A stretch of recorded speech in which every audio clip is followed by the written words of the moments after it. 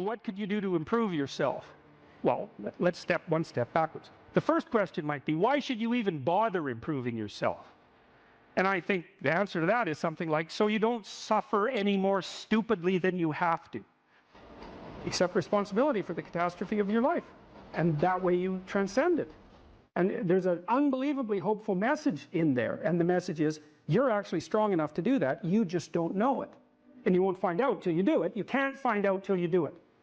But if you did it, you'd find out that it was true. Bargain with the future. Wow, that's just, what an idea that is. You know, it's so unlikely. It's a massive risk. It's the ultimate in risks, right? You have to be willing to lose your life in order to find it.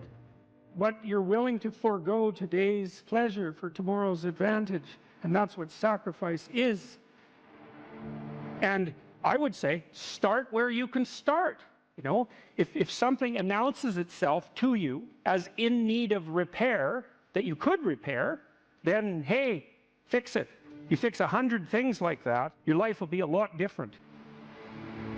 If I wanted to spend 10 minutes making this room better, what would I have to do? And you have to ask yourself that, right? It's not a command, it's like a genuine question.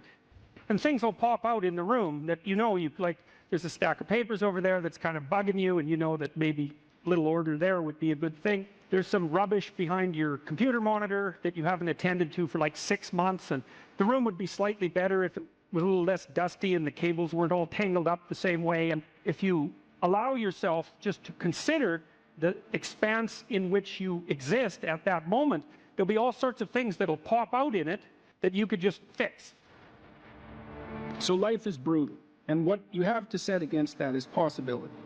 So I would say if you're 16 and your life isn't so happy, it's like, look around and see if there are opportunities that people are granting you, even imperfect opportunities, because they're going to be imperfect, that you could exploit in the proper way and learn and grow. But the fundamental lesson, the more fundamental lesson that's underneath that is, don't let what you are stop you from being what you could be. So imagine that there's you and there's the potential inside you, whatever that is. You know? And potential is an interesting idea because it represents something that isn't yet real, yet we act like it's real. And that potential is partly what you could be if you interacted with the world in a manner that would gain you the most information. You take yourself and you put yourself in a new environment. New genes turn on in your nervous system. They encode for new proteins. And so you're full of biological potential that won't be realized unless you move yourself around in the world into different challenging circumstances, and that'll turn on different circuits. You know, I often tell people too, fix the things you repeat every day, because people tend to think of those as trivial. You get up, you brush your teeth, you have your breakfast, you know, you have your routines that you go through every day. Well, those probably constitute 50% of your life. And people think, well, they're mundane, I don't need to pay attention to them. It's like, no, that's exactly wrong. The things you do every day, those are the most important things you do. Hands down. All you have to do is do the arithmetic. You figure it out right away. So 100 adjustments to your broader domain of being, and there's a lot less rubbish around and a lot fewer traps for you to step into. Once you've got your mind and your emotions together, and once you're acting that out, then you can extend what you're willing to consider yourself and start fixing up the things that are part of your broader extent. While you're experiencing things announce themselves as in need of repair, doesn't mean that it's you right then and there that should repair them. You have to have some humility. You don't walk up to a helicopter that isn't working and just start tinkering away with it. You have to stay within your domain of competence. But most of the time, if people look at their lives, it's a very interesting thing to do. I like the idea of the room, because you can do that at the drop of a hat. You know, go back to where you live and sit down and think, okay, I'm going to make this place better for half an hour. What should I do? And you have to ask, and things will just pop up like mad. And it's partly because your mind is a very strange thing. As soon as you give it a name, a genuine aim, it'll reconfigure the world in keeping with that aim. That's actually how you see to begin with. And so if you set it a task, especially, you have to be genuine about it, which is why you have to bring your thoughts and emotions together, and then you have to get them in your body so you're acting consistently. You have to be genuine about the aim, but once you aim, the world will reconfigure itself around that aim, which is very strange. And it's technically true. And so I think that you can, in fact, decide to take on the load that's optimally meaningful if you want, and then you get to have your cake and eat it too. You're on the pathway to continual incremental improvement. You only have to burn off a feather at a time instead of having the whole bloody thing burst into flames.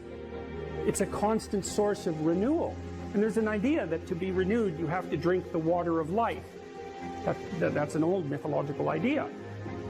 Chaos is water. Water is chaos. Water is what washes away too much order. And to stay continually refreshed by the water of life is to take on exactly the right amount of chaos to make sure that your garden is properly nourished. And I think meaning is actually the marker of that. You don't choose your interests, they choose you. And that's really worth thinking about too, man, because, you know, it's really hard to get interested in something you're not interested in, even if you know there's a good reason for it. You know, you're studying for an exam, you find the material boring, anything will be more interesting than the study. Even though you know that that's what you need to do, you can't voluntarily grab yourself by the scruff of the neck, let's say, and shake yourself and say, sit down and concentrate. Your mind will just go everywhere. But then if you're interested in something, and even if it's something you shouldn't be interested in, because that happens all the time, then it's like you're a laser focused, man. You can pay attention forever. You can work until you're exhausted. You won't even notice it, and you remember everything. It's like, okay, if you can't control your interest, what does? Your interest was being manipulated behind the scenes by unseen forces that were associated with your characterological development across time. That was the manifestation of the self. So the self is this, the potential you, let's say. And the way it operates in the present is by gripping your interest and directing it somewhere. And that's part of the instinct of self-realization. It's a mind-boggling idea, man. Really. It's, the potential that you are has to manifest itself somehow in the here and now. It has to. And what better way than by directing your attention? You know, it's like, it seems like this might be useful for you. Maybe you get attracted to this person.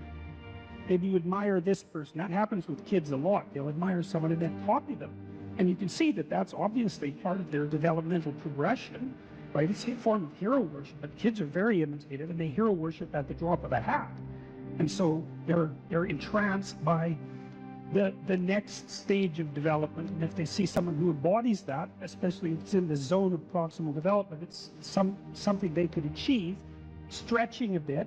They find someone who embodies that next stage of development, and then they start to imitate them and act like them. Well, adults are no different. We're no different. We do it at a perhaps more abstract and sophisticated level.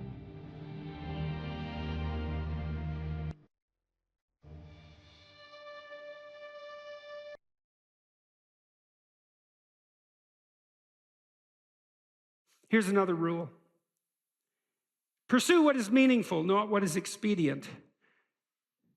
This is also a great thing to know, I think. That's a tricky rule.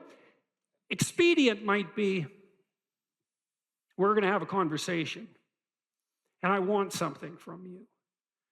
And a lot of conversations are like that, you know, because you have a goal in mind. This is what I want from this person.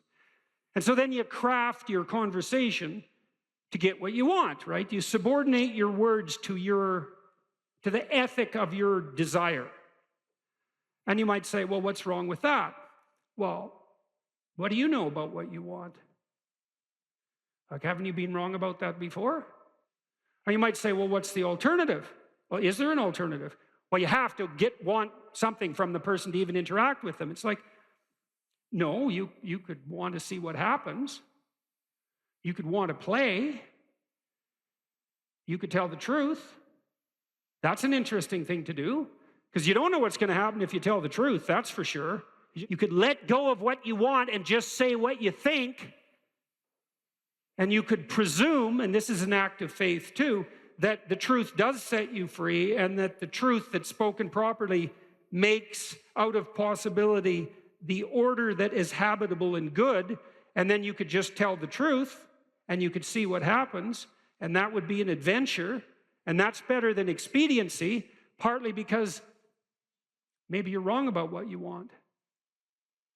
And you know that because you're kind of narrow and maybe narrowly self-serving from time to time, and your purview of the world isn't as wide as it could be, and you're a bit bitter, so you tend to be that narrowly selfish because of that. And so you want something from a conversation, and you bend and twist it to get it. It's like, fine, but maybe you'll get something you don't want. Or worse, you'll get something that's positively bad for you. That happens a lot. And so part of the reason there's a deep moral injunction to tell the truth in a religious sense is because there's a hypothesis behind that, which is there isn't anything better that can happen to you than what will happen to you if you tell the truth. Now, that might be hidden from you because sometimes if you tell the truth, and I don't mean to blurt everything out carelessly, like this is a sophisticated thing to do. It's not careless. It doesn't mean just say any old thing that pops into your head. You have to be judicious with the truth. But the notion would be, if something emerges as a consequence of engaging truthfully, and it doesn't seem to be going your way, wait. There's more to the story to unfold, because how do you know if it goes your way or not? Over what time span are you calculating this? Because sometimes things can go pretty badly initially and then much better as they progress. And lots of times the truth has that effect, because you reveal something that's maybe disturbing or shocking even to yourself and to others, and it causes waves, especially if it's a deep truth, and that destabilizes everything. It's like, yeah, but maybe that's preferable to a false peace. You can't find out if it's true without doing it. You're not going to gather the evidence beforehand. So that's the truth side of it. Meaning, pursue what's meaningful instead of what's expedient. It's another hint, like the spirit of play, about the pathway. The yin and yang symbol, the famous symbol, it's two serpents, one black, one white, head to tail. Inside the black serpent, there's a white dot, and inside the white serpent, there's a black dot. And the representation is something like the world of your experience is made up of chaos and order. And order is where you are when things are going according to what you want. And chaos is everything that can come in and disrupt that. And both of those can be positive and negative. Too much order, tyranny, right? Too much chaos, nihilistic uncertainty. Optimized balance. So let's think about what the optimized balance would mean. You have a structure of perception and conception that you inhabit. It's orderly, reasonably orderly. Orderly enough so that when you inhabit it, most of the time things are going the way you want them to go.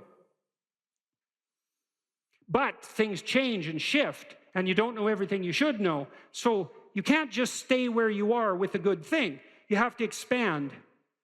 And as you expand, you move out of the domain of order into the domain of chaos, or out of the domain of actuality into the domain of possibility. And then you might think, well, how do you know when you're doing that optimally? Well, one marker, as I said before, maybe that you do it in a spirit of play. But another is, and this is so much worth knowing, things get meaningful.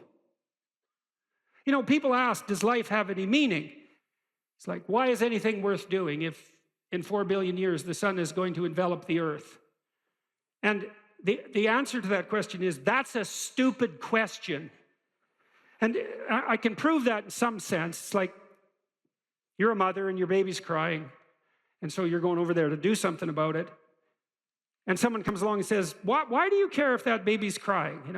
In 4 billion years, the sun is going to envelop the earth. And what's the right response to that? It's something like, go away. Are you out of your mind? And the answer to that question is yes, you are out of your mind. Of course, you can find a time frame or a spatial frame of reference that makes everything you do pointless. It's like, what is this going to matter in 20 trillion years? Well, it's like, the only proper response to that is that's not a wise time frame. Imagine you're in a concert. listen to some great music and it's got you, and someone taps you on the shoulder and this is going to come to an end. And well, what's your response? Like, go away. And that's the right response to that voice in your head that does those things to you, which says, you're engaged in something and a nihilistic thought comes out. Well, what's the point of this given, how unbearable the world is in the current political situation and the fact that we're inhabiting some ball of dust on the edge of some fringe part of the cosmos and that everything's dead and material. It's like, get thee behind me, Satan, right? Really, it's not a mark of wisdom.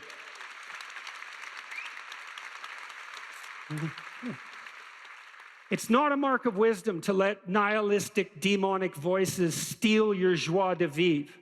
That is not a mark of wisdom. And you might object, well, at least it's not naive. It's like, yeah, cynicism might be preferable to naivety, but it doesn't hold a candle to wisdom.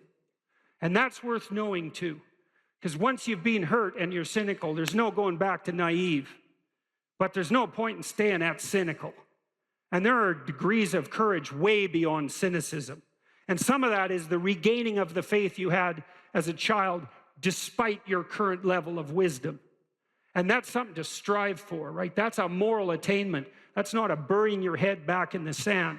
Quite the contrary. And so, well, back to the yin and yang symbol.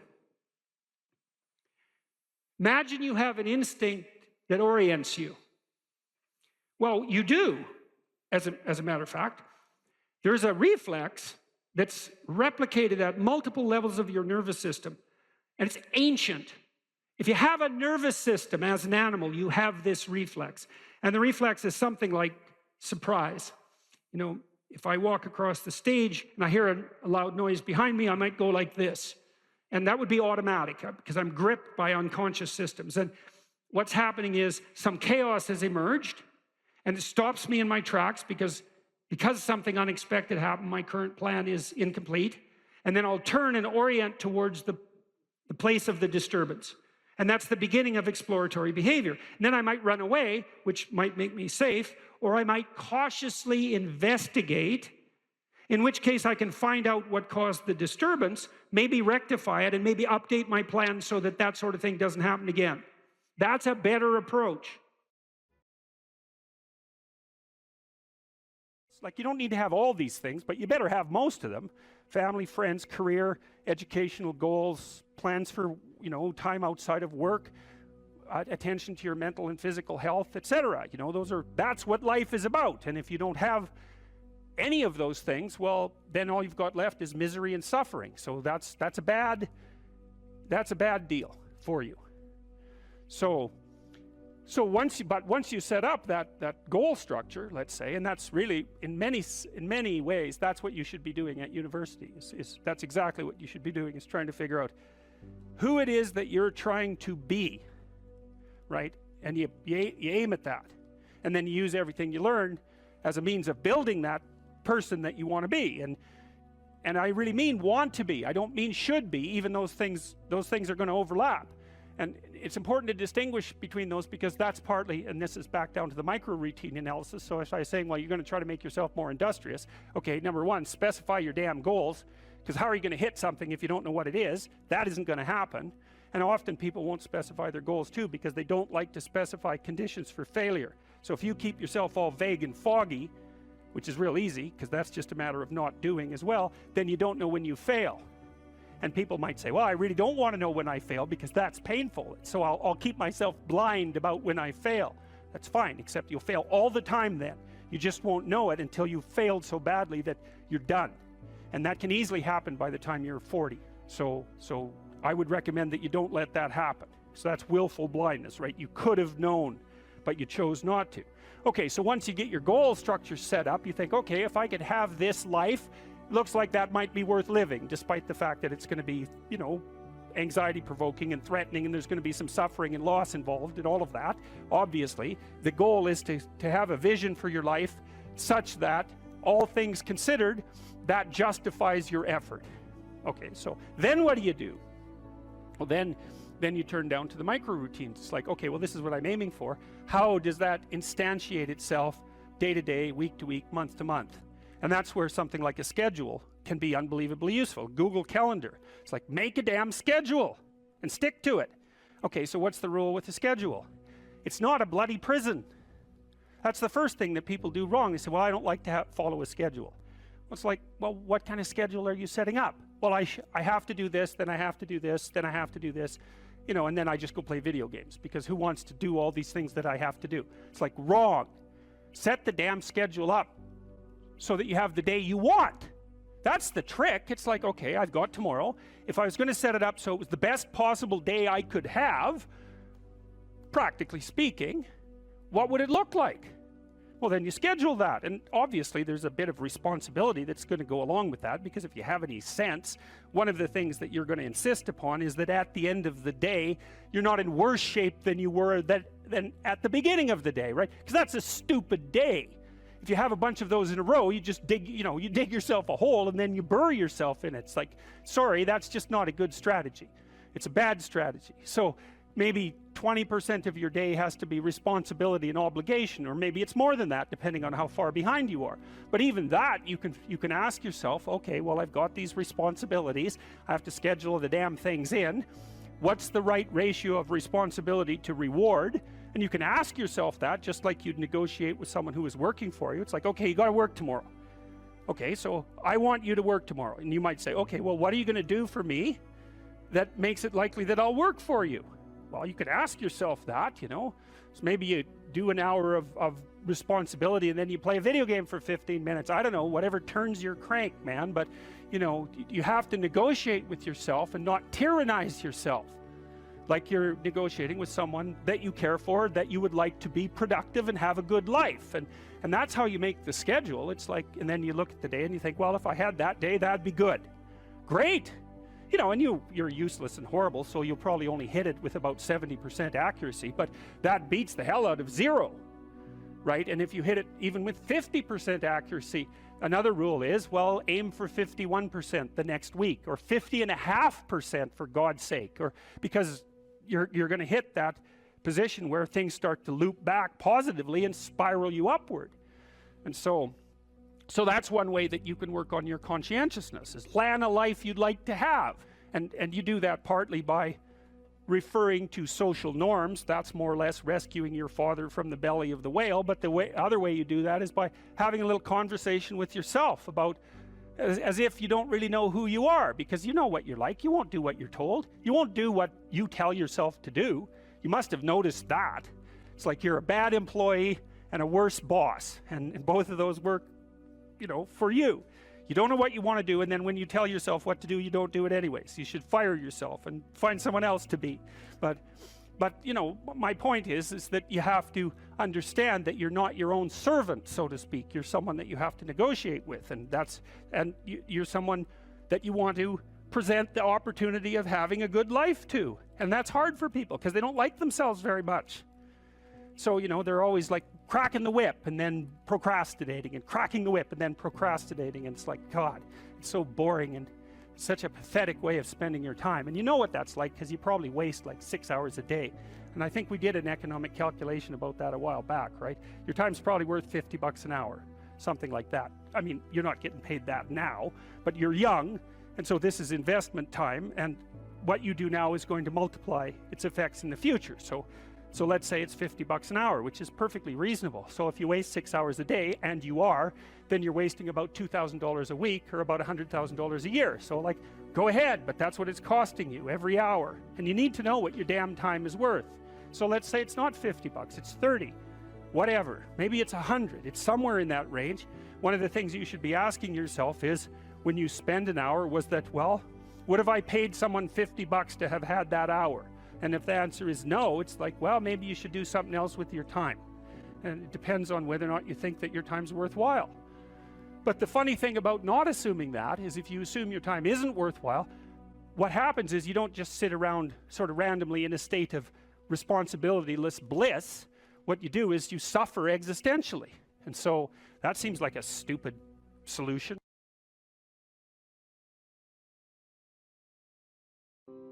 Well, one of the things that I think can be really useful, and this is also a skill that will serve you well for the rest of your life, is to start using a schedule.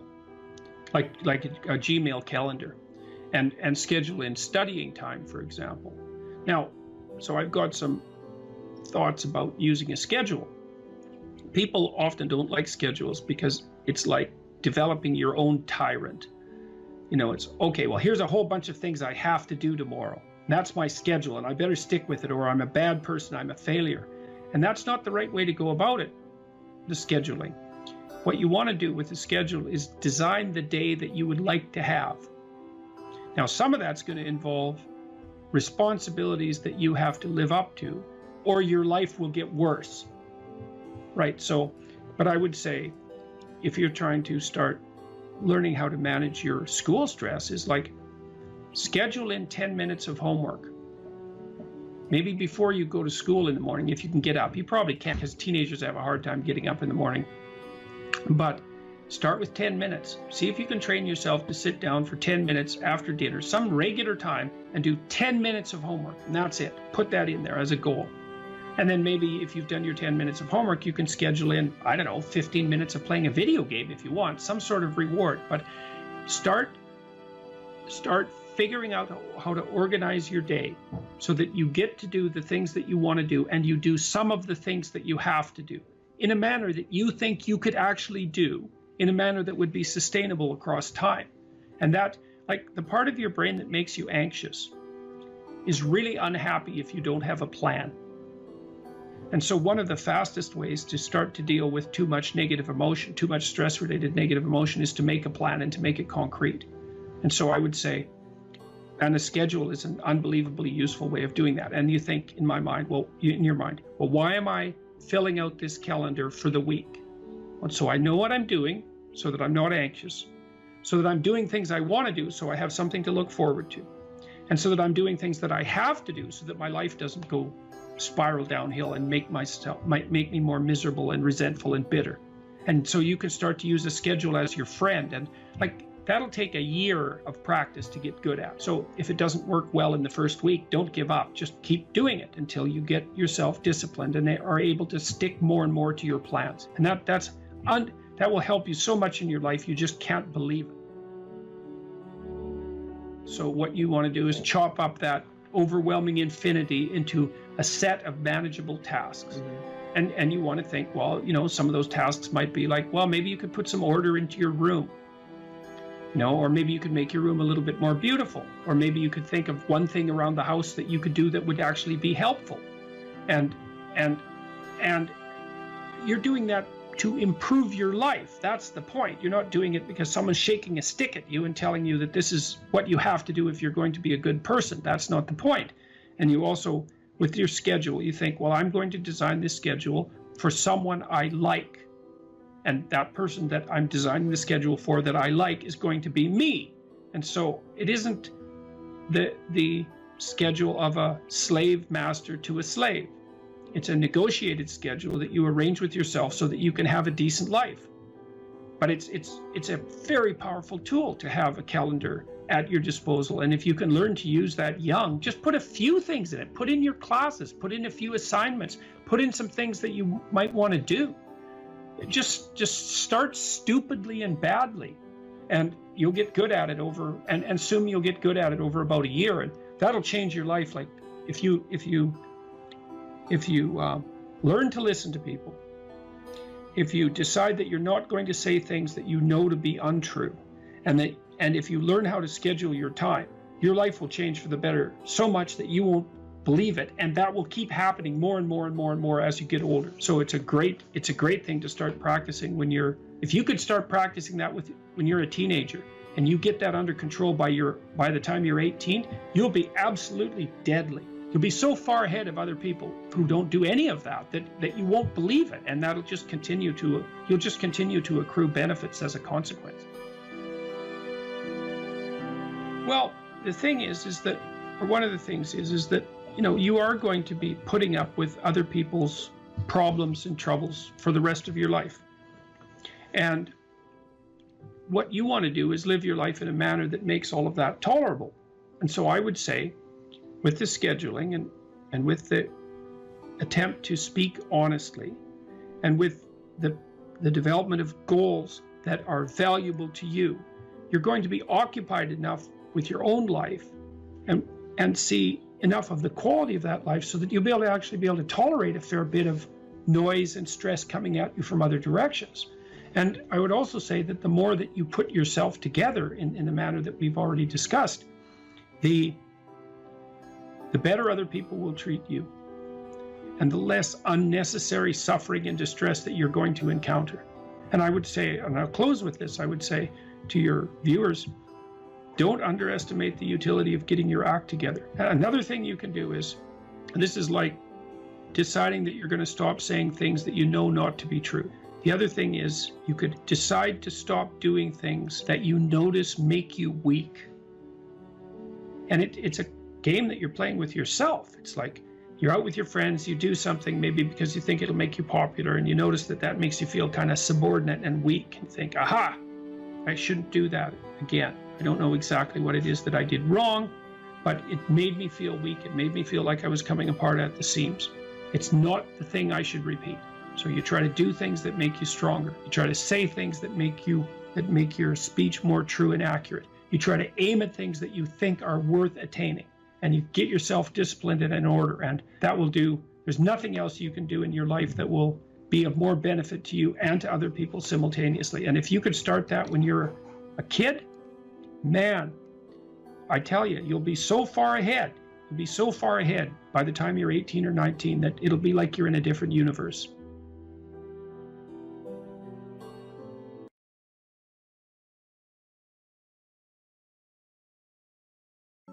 Make a damn schedule and stick to it.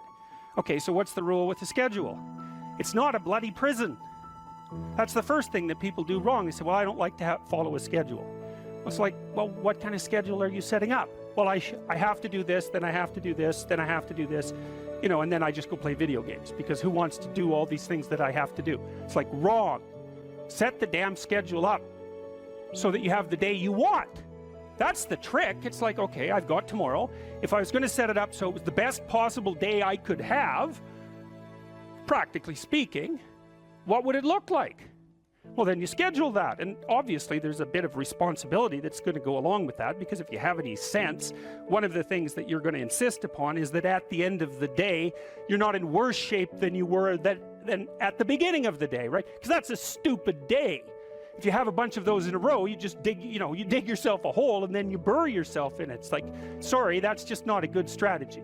It's a bad strategy. So maybe 20% of your day has to be responsibility and obligation, or maybe it's more than that, depending on how far behind you are. But even that, you can ask yourself, okay, well, I've got these responsibilities. I have to schedule the damn things in. What's the right ratio of responsibility to reward? And you can ask yourself that, just like you'd negotiate with someone who is working for you. It's like, okay, you got to work tomorrow. Okay, so I want you to work tomorrow. And you might say, okay, well, what are you going to do for me that makes it likely that I'll work for you? Well, you could ask yourself that, So maybe you do an hour of responsibility and then you play a video game for 15 minutes. I don't know, whatever turns your crank, man. But, you have to negotiate with yourself and not tyrannize yourself.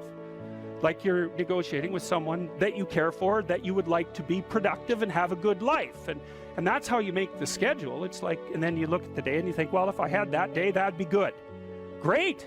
And you're useless and horrible, so you'll probably only hit it with about 70% accuracy, but that beats the hell out of 0, right? And if you hit it even with 50% accuracy, another rule is, well, aim for 51% the next week, or 50.5% for God's sake, or because you're going to hit that position where things start to loop back positively and spiral you upward. Plan a life you'd like to have, and you do that partly by referring to social norms. That's more or less rescuing your father from the belly of the whale. But the other way you do that is by having a little conversation with yourself about, as if you don't really know who you are, because you know what you're like. You won't do what you're told. You won't do what you tell yourself to do.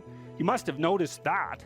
It's like you're a bad employee and a worse boss, and both of those work, for you. You don't know what you want to do, and then when you tell yourself what to do, you don't do it anyways. You should fire yourself and find someone else to beat. But my point is that you have to understand that you're not your own servant, so to speak. You're someone that you have to negotiate with, and you're someone that you want to present the opportunity of having a good life too. And that's hard for people because they don't like themselves very much. So, you know, they're always like cracking the whip and then procrastinating, and cracking the whip and then procrastinating. And it's like, God, it's so boring and such a pathetic way of spending your time. And you know what that's like because you probably waste like 6 hours a day.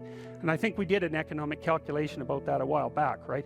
Your time's probably worth $50 an hour, something like that. I mean, you're not getting paid that now, but you're young, and so this is investment time, and what you do now is going to multiply its effects in the future. So let's say it's $50 an hour, which is perfectly reasonable. So if you waste 6 hours a day, and you are, then you're wasting about $2,000 a week, or about $100,000 a year. So like, go ahead, but that's what it's costing you every hour. And you need to know what your damn time is worth.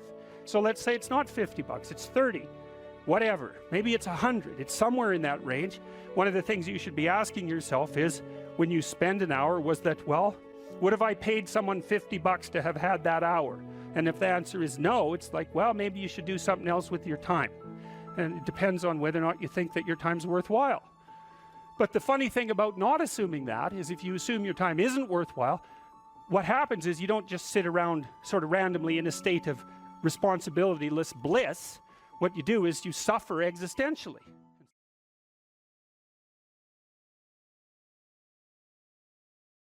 Regulate your habits. Try to get up at approximately the same time each morning. I would recommend that you get up approximately when other people get up. So that would be something in the neighborhood of 7:30 or 8 in the morning, perhaps earlier, perhaps a little bit later, but you want to stabilize that because your circadian rhythms operate more, what would you call it, fluidly, and your mood is likely to be regulated better if there's islands of stability in your daily routines. Human beings like daily routines, just like dogs like daily routines. And so regulate your sleep. I would say when you get up in the morning, eat breakfast. That's a really important thing to do.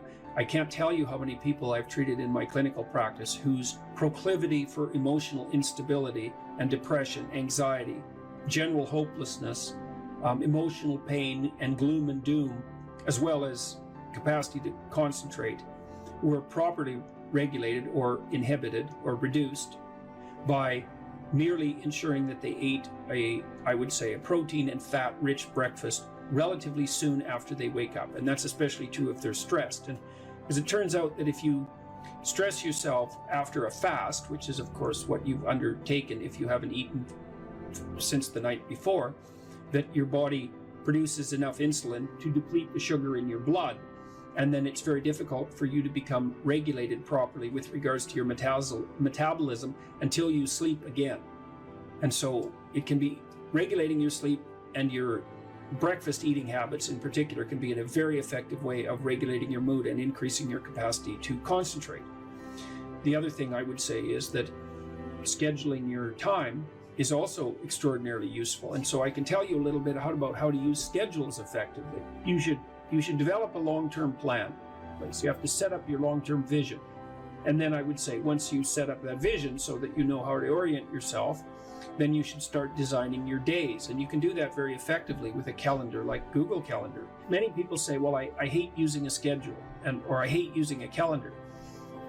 What you're doing is using the calendar as an external tyrant that's telling you what you should do if you were going to be a conventionally good person each day. So you load yourself up with arbitrary responsibilities. But that's not really how you should use a schedule. What you should use a schedule to do is to design the day that you would most like to have. And obviously that's going to include accepting some responsibility and undertaking to make progress on those things that you have to make progress on to keep your life from collapsing into chaos. But it should also mean that you schedule in activities that make you actually want to have that day. And so if you're using a schedule properly, that it can be your friend. And that can also be something that can increase your capacity to concentrate. And then I would say, well, if you're very scattered, then you can start to train yourself. You might say, well, I need to learn to read without distraction. So maybe what you do, you say, okay, well, for the next week, I'm going to read 10 minutes a day, and I'm going to try to limit the distractions. And if you're successful at that, then you could try 12 minutes a day. And if you're successful at that, you could try 15 minutes a day. And the trick is to set a goal for yourself that is slightly beyond your current level of performance, enough to be challenging, enough to be worthwhile if you accomplish, but not so difficult that you're likely to fail. And then practice incrementally, day by day, trying to inculcate the habits that you want to inculcate. And assume that it'll take you a number of months or even a number of years in order to become very fluent at the habit. The important thing is to start improving incrementally, because incremental improvement pays off like compound interest.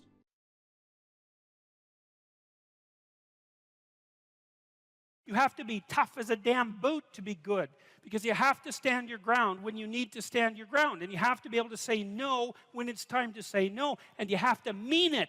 And so then you have to think and plan strategically so that when you're going to say no, you can mean it and it will stick. You know, and that takes a certain amount of integrated malevolence, I would say. And once it's integrated, it's not malevolence, it's strength. It's strength of character. It's the ability to stand your ground.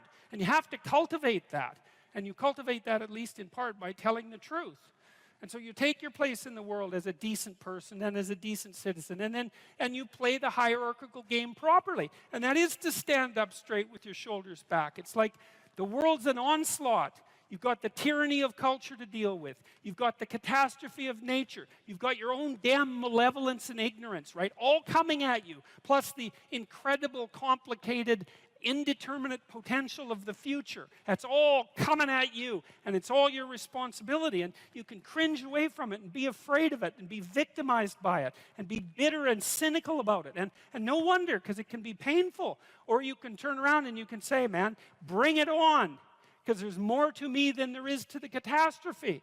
And this is what I discovered from looking at what I looked at. I looked at the darkest things I could look at, really, for 30 years. I was really a lot of fun to be around, I can tell you. I looked at the darkest things that I could think of, right? Not only what happened in Auschwitz and what happened in the Gulag, but personal issues. You know, it's like I wasn't so much interested in the totalitarians as a group. I was interested in the people who undertook the terrible acts that the totalitarians required. You know, the people who, I was just rereading Ordinary Men, and it was a story about a police battalion in Poland that trained ordinary policemen to take naked pregnant women out into the fields and shoot them in the back of the head. It takes a lot of training, by the way, before you can bring yourself to do that. And you aren't the same person by the end of it. It's pretty goddamn horrific. You know, and I was trying to figure out, what would it be like to be that person? Because we are that person. And then what would it be like to not be that person, right? To refuse to do that, to not participate in that. You know, and what I discovered by making that totalitarian proclivity personal was that there's more to us than there is to the horror. As nature is, bent on our destruction, bad as culture is, tyrannical and bloody back as far as you can look, as malevolent as you are in the darkest part of your heart, and that's plenty malevolent.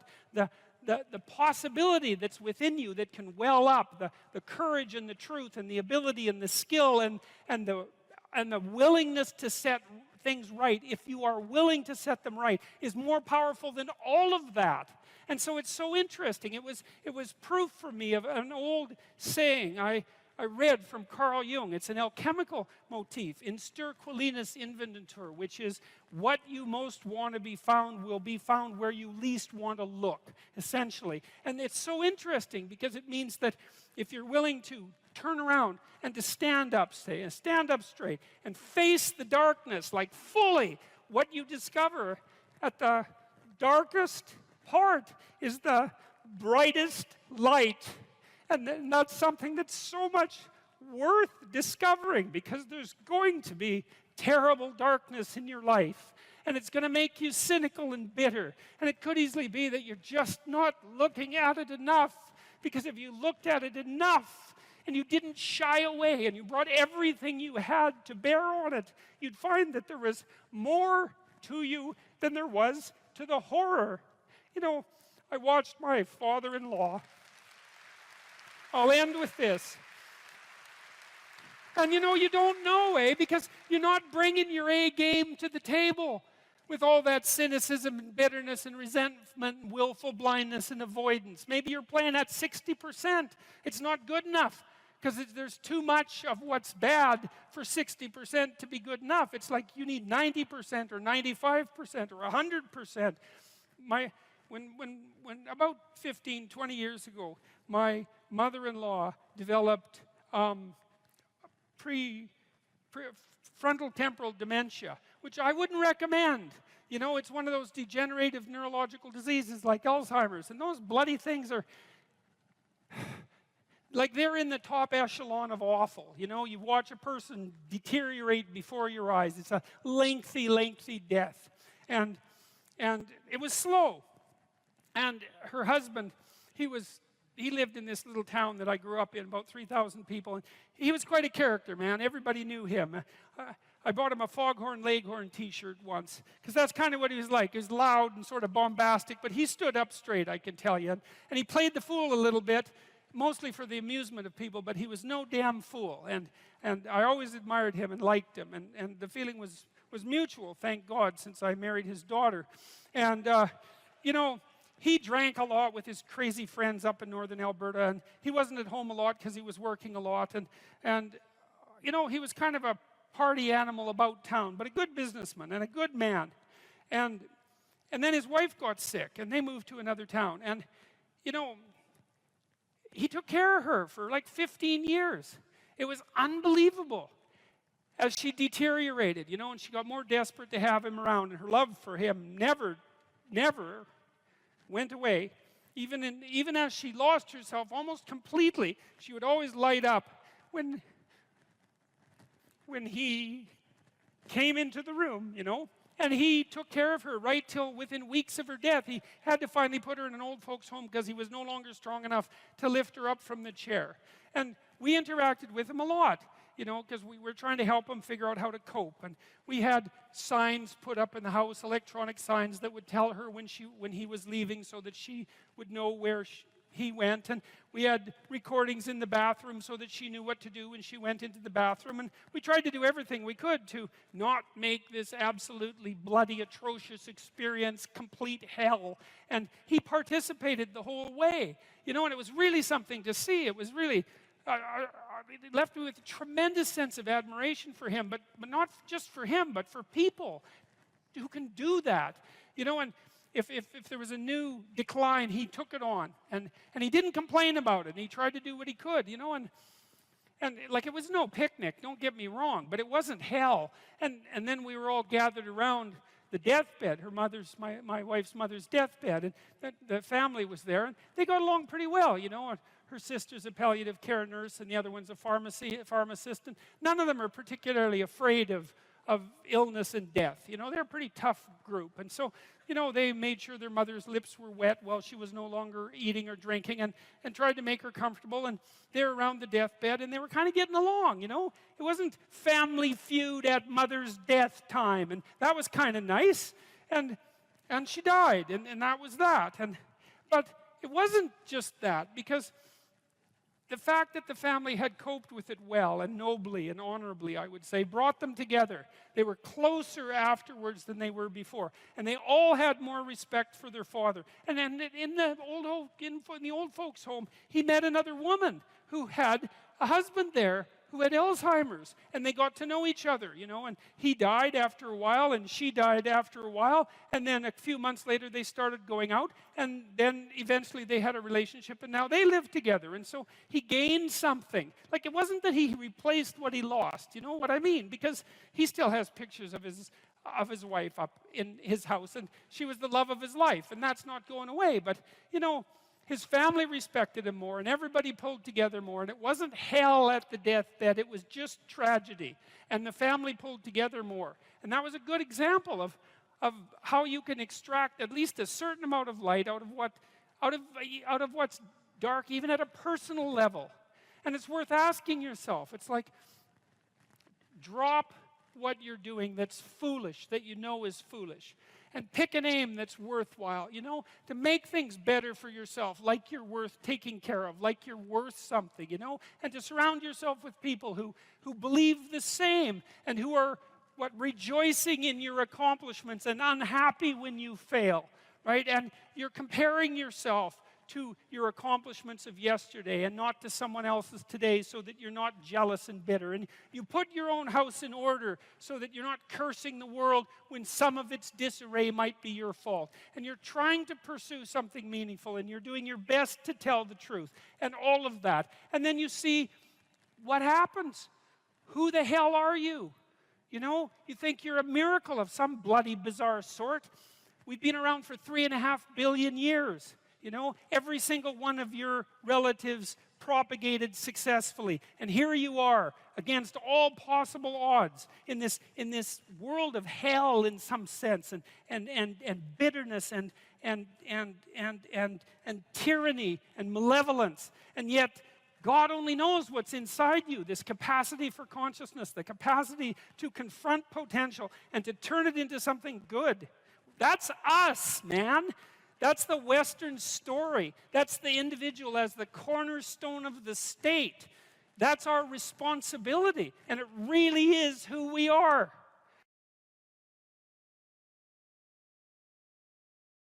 What sort of life would you have to have so that you could bear your suffering nobly? That's a good question to ask yourself. Now, and so we had people just write for 15 minutes. If you could have what you wanted, needed, what might that look like?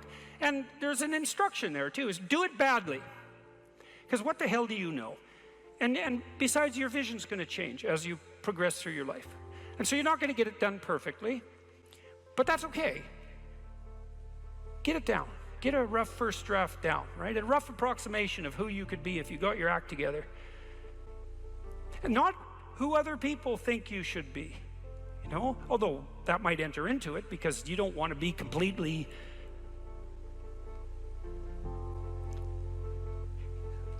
you can't be who you are properly and ignore the fact that you're embedded in a social context. And so you have to take the fact that there are other people into account. And it doesn't mean be who your parents think you should be either, even though that's another source of information that you might want to consider. It's a deeper question. It's like, what would actually motivate you? And you might think, well, I could never have that. It's like, that's not the question that's being addressed here. Although I would say, there's no sense floating off into some kind of impossible juvenile fantasy. And we're making an assumption that you're taking the question seriously, and that you're going to remain within the bounds of what you regard as sanely reasonable. So that's the first part. Second part was the opposite of that. It's like, okay, now you've specified a goal, where the goal is, in some sense, both your character and your life.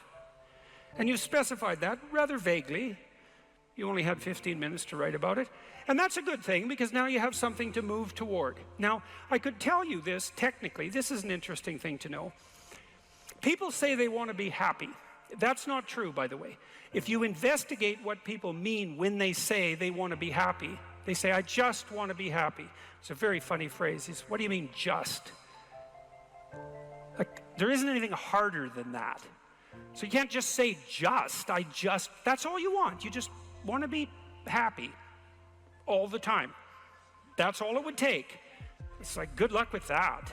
That's not going to happen. So you can get rid of the just. And then, I want to be happy. Well, maybe.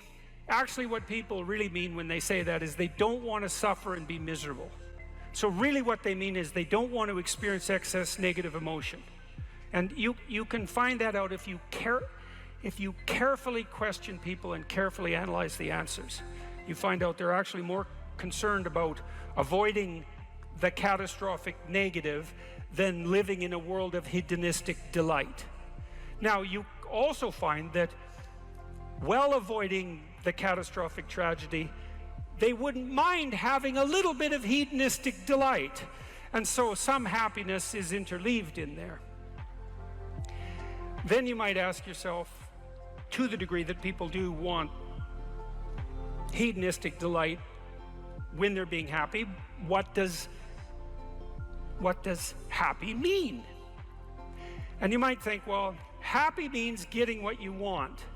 Happy is how you feel after Christmas dinner. It's like, no, that's asleep, right? That's content and asleep. Now that's a form of contentment, but it isn't really what people mean when they say that they want to be happy. The happiness that people refer to when they talk about happiness has more to do with enthusiasm. And enthusiasm is an interesting word because it means, it's entheos. It means to be inspired. Inspired is in spirit. It means to be imbued with the Spirit. Well, enthusiastic is to be imbued with the Spirit of God, interestingly enough. And we'll return to that. When do you experience the positive emotion that's associated with happiness? The answer is, not when you've attained a goal, but when you're pursuing one. So you're set up, your positive emotion is associated with movement forward. You could say that your positive emotion is the psychological equivalent of forward movement, just as your negative emotion is the psychological equivalent of freezing or retreating. And so your emotions are very tightly tied to your action. Freeze, retreat, negative. Advance towards a goal, positive. No goal, no positive emotion. Now, if you don't remember anything else from tonight, that's a good thing to remember. No goal, no positive emotion.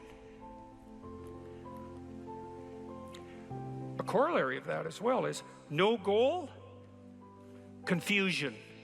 So no goal not only means no positive emotion, it also means confusion, and confusion means anxiety and dread. And so a life without a goal is confusing and hopeless. And that begs a question, what should the goal be? And that's partly what we're trying to establish. You wrote for 15 minutes, you try to develop a vision for your life. Now you have something to move toward. That sets up the precondition for potential positive emotion and happiness. What else do you need to motivate you? Well, how about negative emotion? So what do you do with that?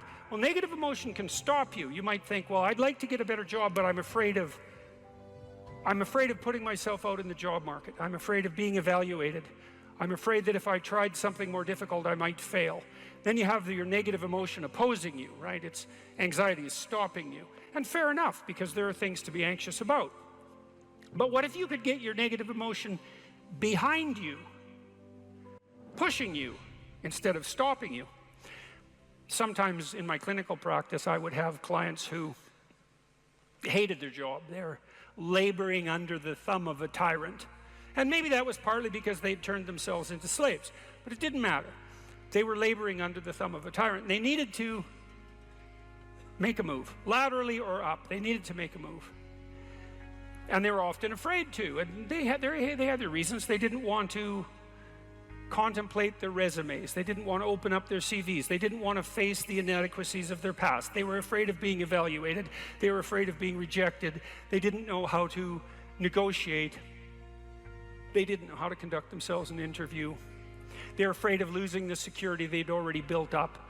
They had their fears, and they were real, and those fears stopped them. But they'd come to me and say, oh my God, you know, I'm so miserable. My life is so miserable. And we'd take that apart. And one of the reasons was because they were laboring under the thumb of a tyrant. And then we'd talk that through, and they'd say, well, I'm afraid to make a change. And I'd say, well, that's okay. That's understandable. How afraid are you of not making a change? Let's make a little vision of that. You're 35, you hate your job. What's the consequence? You're not motivated. You don't want to get out of bed in the morning. You're starting to get depressed. You're getting bitter. You're getting resentful. You're getting cynical. You're amotivated at work. You're not doing a very good job. And you're starting to shrink. Now play that out for 10 years. You don't change it. You don't fix it. And what happens? Well, it's not like it's going to get better of its own accord. What's going to happen to you? Well, for sure, at minimum, what's going to happen to you is you're going to be in the same situation, but 10 years older. And if you can't get out of that situation now, what the hell makes you think you're going to get out of it in 10 years? You're 10 years older, you're 10 years more bitter, you're 10 years more cynical. Maybe by that time your marriage has collapsed because who the hell wants to live with you? You're even more of a slave than you were because you've labored another 10 years under the thumb of the tyrant and stepped backwards every time you were asked to, so you got smaller and smaller as the tyrant got bigger and bigger. It's like, think about that, and that means imagine it. Imagine that, okay? Now that's the situation. You're stuck where you are, but it's 10 years from now. And when I say think of that, I mean imagine that. It's like really play it out. It's like, you know how miserable you are now? You're afraid of making the necessary changes, but you know how miserable you are now. Just imagine how miserable you could be in 10 years. And in all likelihood, what you'll find is that you're way more afraid of that than you are of whatever's stopping you in the present.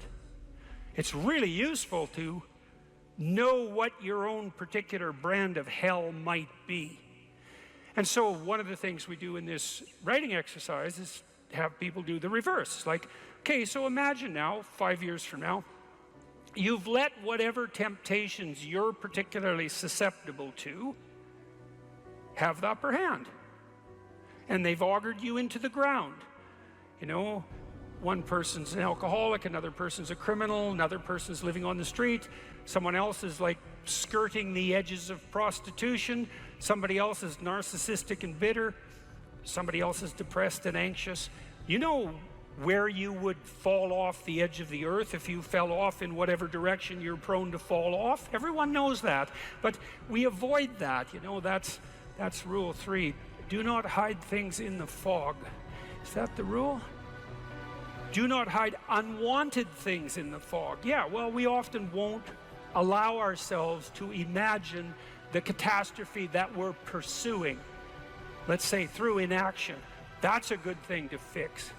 So now you say, well, you think for 15 minutes, that's not very long, about who you could be and what you could have if you could have what you wanted, if you were who you could be. And then you think about what sort of hell you could produce for yourself if you didn't do that. And that's not a bad polarity. It's like, I'm going to get away from that and I'm going to move towards that. And then you have your negative emotion working for you and your positive emotion working for you. And that's a good gradient, and that's a great gradient emotionally, because as I said, you don't experience positive emotion except in relationship to a goal. And if you got a nice gradient on your goal pursuit, then that's going to increase the degree to which you feel positive emotion. And positive emotion, by the way, isn't just about being happy. That's the most trivial part of it in some sense. Positive emotion allows you to focus. It's the soul of concentration. It's the essence of enthusiastic motivation. When you say, I really want to do that, that statement is predicated on the existence of positive emotion. It's the fact that the goal beckons to you that makes you say, I want to do that. And you know how much easier it is to do something you want to do than to do something you don't want to do. And that ease is actually a consequence of the activation of the system that governs positive emotion. And you might ask yourself, well, how powerful a system is that? And I would say, well, almost all of the drugs of abuse that people are most prone to abusing are abused because they activate the positive emotion system. So cocaine, methamphetamine, heroin is also a painkiller, but it has a psychomotor stimulant element. That's the technical term for the pharmacological effect of pharmacological agents on the positive emotion system. Psychomotor stimulation, psychomotor because it's associated with movement forward. And cocaine is such a powerful drug because it makes you feel like you're doing something worthwhile. That's the system it hyperactivates. And so it's a primary system of motivation. It's as old as forward movement itself. It's a cardinal source of meaning. And it only manifests itself in relationship to a goal.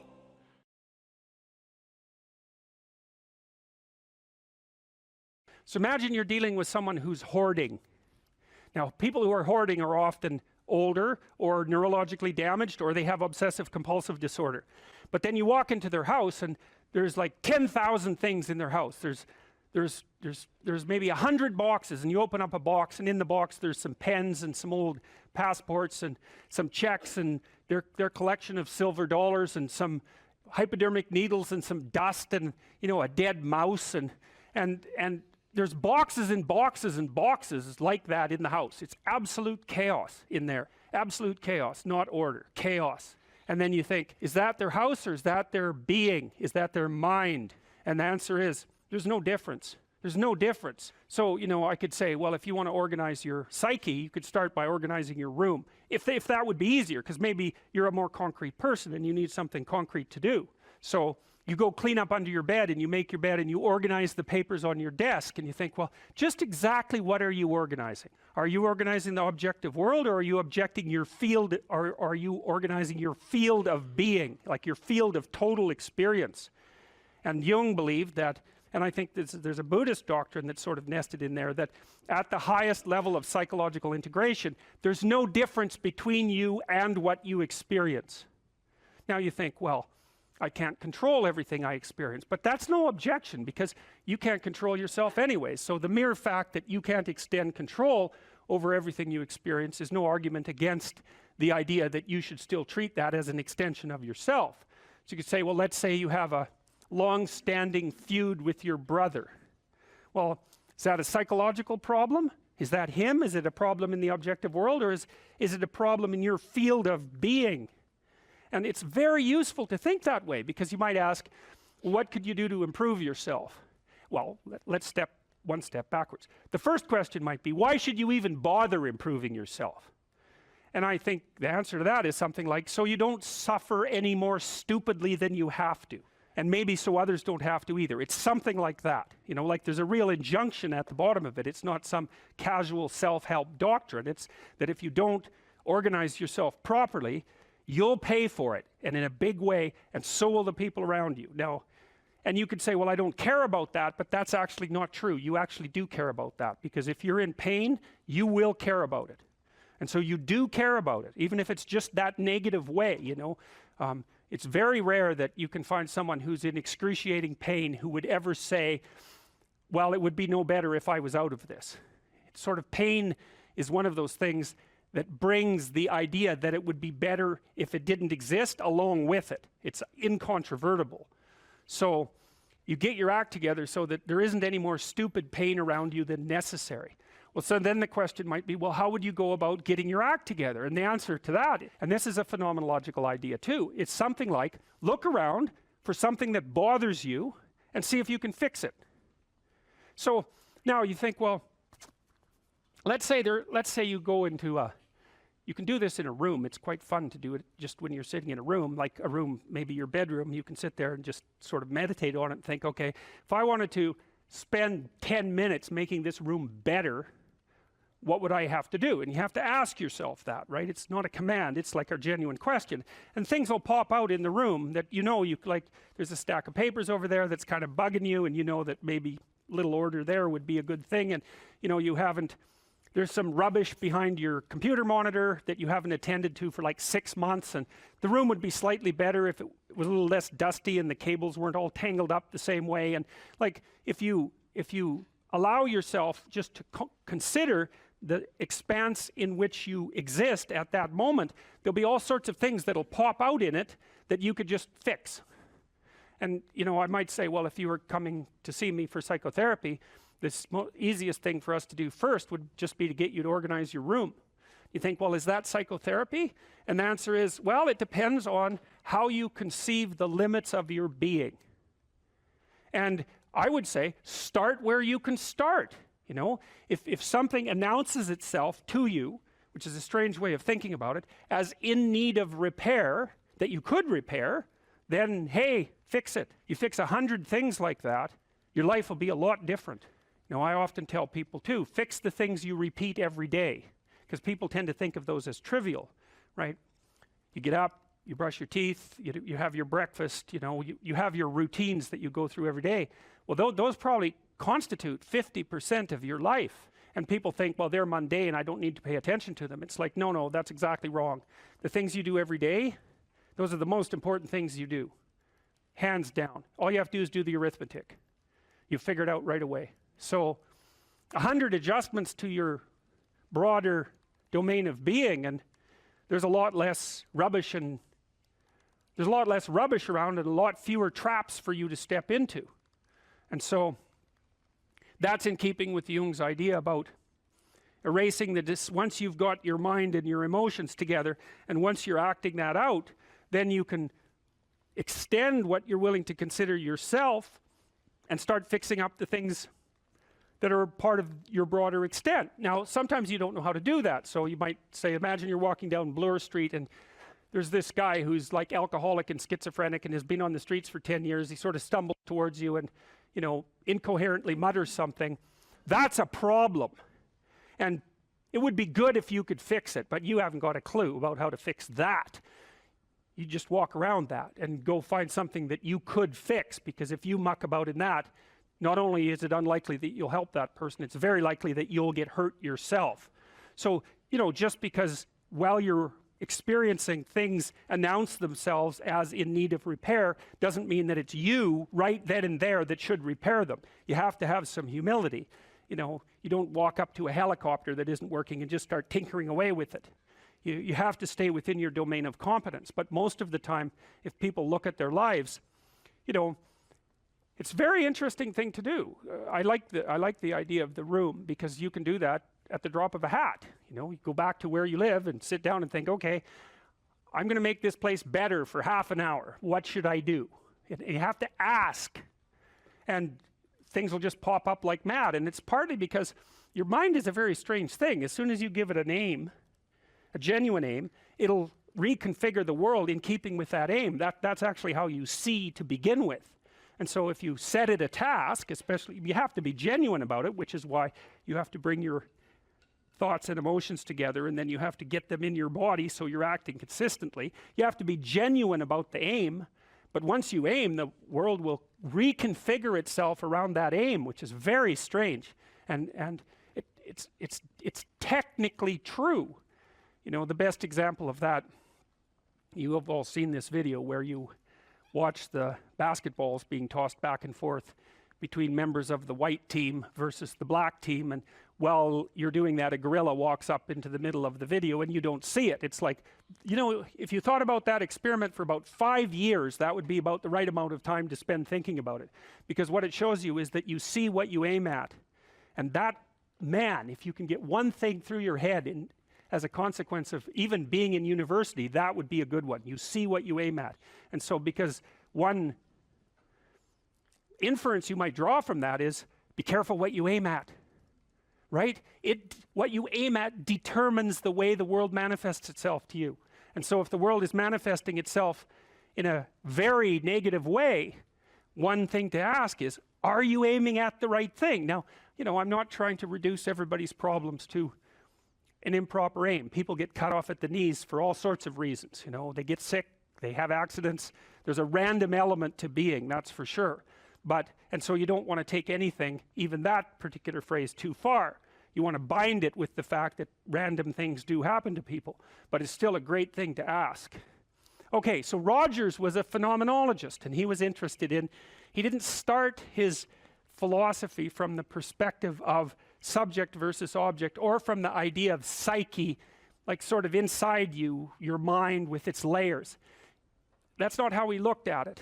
And so let's go through, well, I'll introduce you to Rogers. I think and then we'll talk about it more next time. I'm going to start, though, with something that I learned from him that I think was of crucial importance. And so we'll set the stage for the further discussion with this. And I'm going to read it to you. Assuming a minimal mutual willingness to be in contact and to receive communications, we may say that the greater the communicated congruence of experience, awareness, and behavior on the part of one individual, the more the ensuing relationship will involve a tendency towards reciprocal communication with the same qualities, mutually accurate understanding of the communications, improved psychological adjustment and functioning in both parties, and mutual satisfaction in the relationship. It's quite a mouthful. What does it mean? Assuming a minimal mutual willingness to be in contact and to receive communications. Okay, we're having a conversation. I'm deciding I'm going to listen to you, right? That's different than how people generally communicate, because usually when they communicate, they're doing something like, okay, we're going to have a conversation and I'm going to tell you why I'm right and I'll win if you agree. Or maybe you're having a conversation where, I don't know what you're trying to do. Maybe you're trying to impress the person you're talking to. So you're not listening to them at all. You're just thinking about what you're going to say next. Okay, so that's not this. This is, you might have something to tell me. And so I'm going to listen on the off chance that you'll tell me something that would really be useful for me to know. And so you could think about it as an extension of the Piagetian, you know, Piaget talked about the fundamentally important element of knowledge being to describe how knowledge is sought, the process by which knowledge is generated. Well, if you agree with me and I find that out, I know nothing more than I knew before. I just know what I knew before. And maybe I'm happy about that because, you know, it didn't get challenged. But I'm no smarter than I was before. But maybe you're different than me, and so while I'm listening to you, you'll tell me something I don't like. Maybe it's something I find contemptible or difficult, whatever. Maybe you'll tell me something I don't know, and then I won't be quite as stupid. And then maybe I won't run painfully into quite as many things. And that's a really useful thing to know, especially if you live with someone and you're trying to make long-term peace with them, is they're not the same as you. And their way they look at the world and the facts that they pull out of the world aren't the same as your facts. And even though you're going to be overwhelmed with the proclivity to demonstrate that you're right, it is the case that two brains are better than one. And so maybe 9 of the 10 things they tell you are dispensable, or maybe even 49 out of 50, but one thing, all you need to get out of the damn conversation is one thing you don't know. And one of the things that's very cool about a good psychotherapeutic session is that the whole conversation is like that. All you're doing is trying to express the truth of the situation as clearly as possible. That's it. And so now Roger's proposition, and I'll tell you why he derived it, was that if you have a conversation like that with someone, it will make both of you better.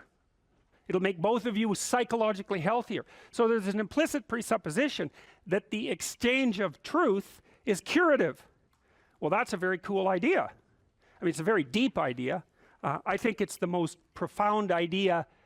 It's the idea upon which Western civilization, although not only Western civilization, is actually predicated.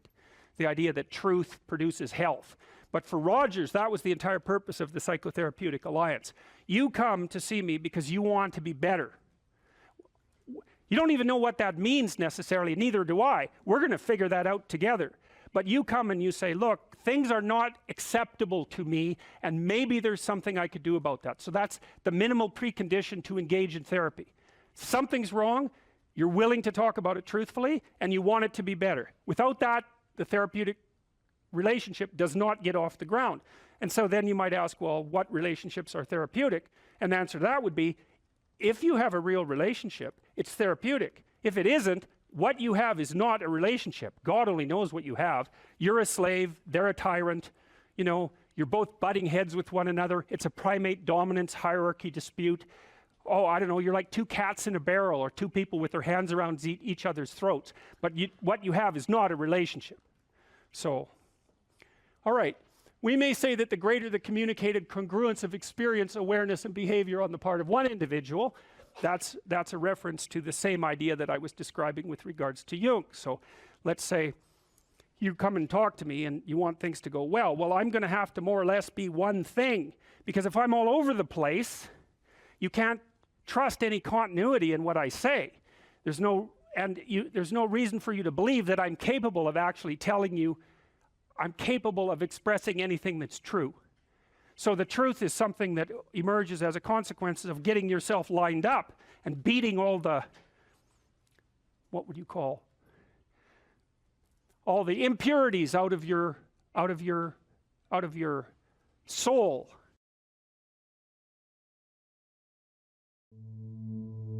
Most creative people fail at producing their creative product and monetizing it, right? So your default position, if you're a creative person, is you're going to fail. And that's because it's hard to come up with something new, and it's hard to present it to the market at the right time, and it's hard to market it. Like, those things are really, really difficult. And so what successful entrepreneurs do is they just keep doing it over and over and over and over and over and over and over. And eventually, if they're fortunate, one of their ideas happens to hit the right place at the right time. And so that's also Darwinian in some sense. You know, you're creating all these little enterprises that are sort of alive. They're run by people, after all, and even if your idea is good, that doesn't mean it will be successful. There's so many things that have to be taken into account. So this is partly why persistence, and that's part of conscientiousness, is so useful. It's like, you know, what do they say? If at first you fail, then try again. And that would probably mean try something different rather than the same thing. But persistence is helpful because it enables you to run many, many experiments. And you need to know that the baseline is failure. You know, it's important, because otherwise you'll blame that on yourself. You know, and some of that's useful because there's probably some things that you could improve about yourself. But it's very difficult to go from 0 to 1, you know. If you're starting out as a salesperson, for example, the hardest sale is the first customer. And then, you know, they get easier with each additional customer. You got to know that there are differences in intelligence. It's really important. If you go into a job and you're not smart enough for that job, you're going to have one bloody miserable time. And you're going to make life wretched for the people around you because you won't be able to handle the position. But what you really want to do, as far as I can tell, if you want to maximize your chances for both success and let's say well-being, is you want to find a strata of occupation in which you would have an intelligence that would put you in the upper quartile. That's perfect. Then you're a big fish in a small pond. And you don't want to be the stupidest guy in the room. It's a bloody rough place to be. So, and you probably don't want to be the smartest guy in the room either, because what that probably means is you should be in a different room. If you want to be the best at what you're doing, bar none, then having an IQ of above 145 is a necessity, and maybe you're pushing 160 in some situations, and maybe that's making you one person in 10,000 or even one person in 100,000. And then also, to really be good at it, you probably have to be reasonably stress tolerant and also somewhat conscientious. There's nothing you can possibly do to become more deadly than to improve your facility with language. And the way you do that is by reading, especially great things, and by writing, and by thinking, and by speaking, for that matter. But how could that not be viewed as absolutely central to what education is about? You want to be inarticulate and stumble over everything that you try to think and communicate? Yeah. How are you going to get anywhere? You don't even know who you are under those circumstances. You're this massive feeling that's expressing itself, you know, maybe in violence because you can't find the words, and you stumble around and bump into things, and you're clunky and dull, and you're not witty, you don't sparkle. It's from the uphill climb that we derive our value, and I mean this technically. So almost all the positive emotion we feel, especially the emotion that fills us with enthusiasm, and that's experienced in relationship to a goal. And so in some sense, you want a goal that you can never attain. So you can always move closer to the goal that recedes as you move towards it. You think, well, that's frustrating. It's like Sisyphus pushing the rock uphill. But it's not, because as you pursue that goal, you put yourself together and your life does get better and richer and more abundant. And that's why the highest levels of virtue and goal are in some sense transcendent. You want them to be above everything you're doing so you can continually move towards something that's more sublime and better. That's what you are. You're here to live, not to sleep. And the problem with the vision of Mai Tais on the beach is that, well, first of all, that's a vision of drug-induced unconsciousness. Second, it's only going to work for about a week. Third, you're going to be a laughingstock in a month and depressed and aimless and goalless. You want a horizon of ever expanding possibility. And so it does happen to people because they've staked their soul on the attainment of an instrumental goal. And it can be a pretty high order goal, but then you think, now I'm there, now what? Well, the answer can't be, well, I'm going to live in the lap of luxury and never have to leave the what do you want to be, a giant infant with a gold with a gold bottle. You never have to do anything but lay in your back and suck. It's like, you see the problem with that as a conceptualization. It's no, you want to be like an active warrior moving uphill with your sword in hand. And that's dynamic, that's exciting. One of the rules, I think it's rule 4, is compare yourself to who you were yesterday and not to who someone else is today. And see, that's a game you can win.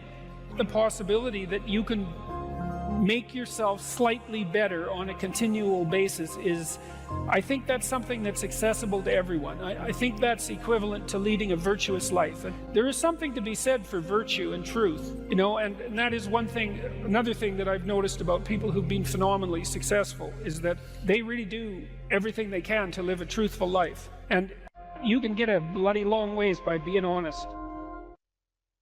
Lay a disciplinary structure on yourself, get the chaos in check, and then you can move towards a state that's freer, because it's discipline first. Like, look, if you're going to become a concert pianist, there's going to be several thousand hours of extraordinarily disciplined practice. That's the imposition of order on your potential, let's say. But what comes out of that is a much grander freedom. And so virtually every freedom that you have in life that's true freedom is purchased at the price of discipline. But it's not some casual self-help doctrine. It's that if you don't organize yourself properly, you'll pay for it, and in a big way, and so will the people around you. And I would say, start where you can start. You know, if something announces itself to you as in need of repair, that you could repair, then hey, fix it.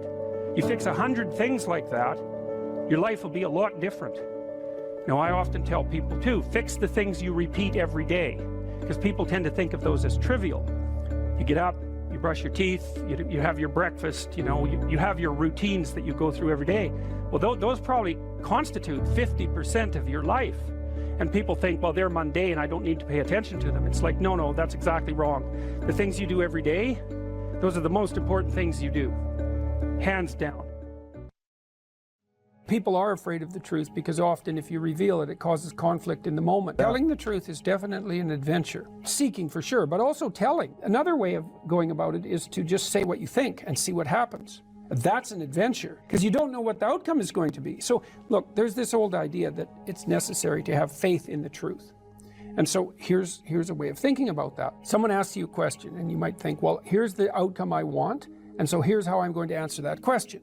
So that's one way of approaching it. But another way of approaching it is, you ask me a question, I'm going to think about the answer, and I'm just going to tell you what I think. And it doesn't matter what the outcome is, because I'm willing to see what the outcome will be, predicated on the idea that there isn't a better outcome than the one that truth produces. Even if it's harsh and terrible in the short term, and sometimes it is, it's like there isn't a better way of doing it. Now, you might say, well, how do you know that? And the answer is, well, I don't know that. That's why it's an article of faith, because I believe, and I believe this deeply, the being that you produce as a consequence of telling the truth is good by definition, even though it's harsh and often uncomfortable because you get in trouble. One of the things that I've really learned recently, or learned to articulate better, is that there's a very tight relationship between aspiration and responsibility. The first question might be, do you need to aspire to something?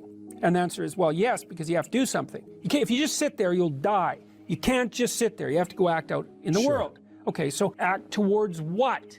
Well, that's whatever your aspiration is. You have to have an aim. Okay, well, what should the aim be? Well, it should be something worth doing, let's say. Why do something that you don't feel is worth doing? What do you think's worth doing? Well, if you watch other people and you judge when they're doing something worthwhile, you usually judge them positively if you see that they're taking responsibility, at least for themselves. What, do you want to be completely useless so other people have to take care of you? That's pretty pathetic. And maybe you could get your act together so you're taking care of yourself and your family. And maybe you could even do better than that and take care of yourself and your family and your community. Well, good for you.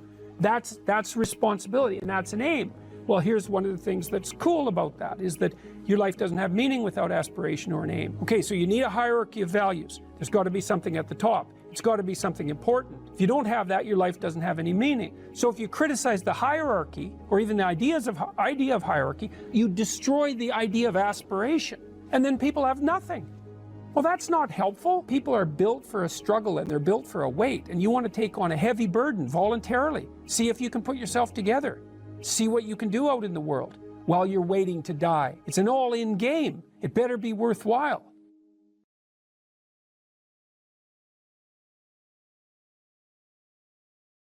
When I talk to people about doing the future authoring program, they often put it off, and it's not surprising because it's hard. But it's more than that. They think, well, I don't know how to write. I'm going to do a bad job. I don't really like assignments. I'm going to have to do it perfectly.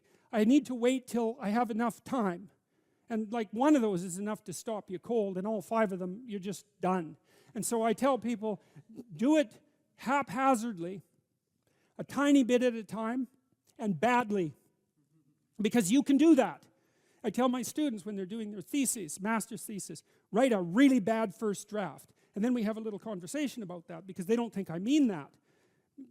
Because it sounds like a cliche in some sense. It's not a cliche. It's not a cliche at all. It means you're a terrible writer, but if someone put a gun to your head and said, you have to have your 100-page thesis done by next Monday, or I'll shoot you, but I don't care how terrible it is, you would sit down and write it.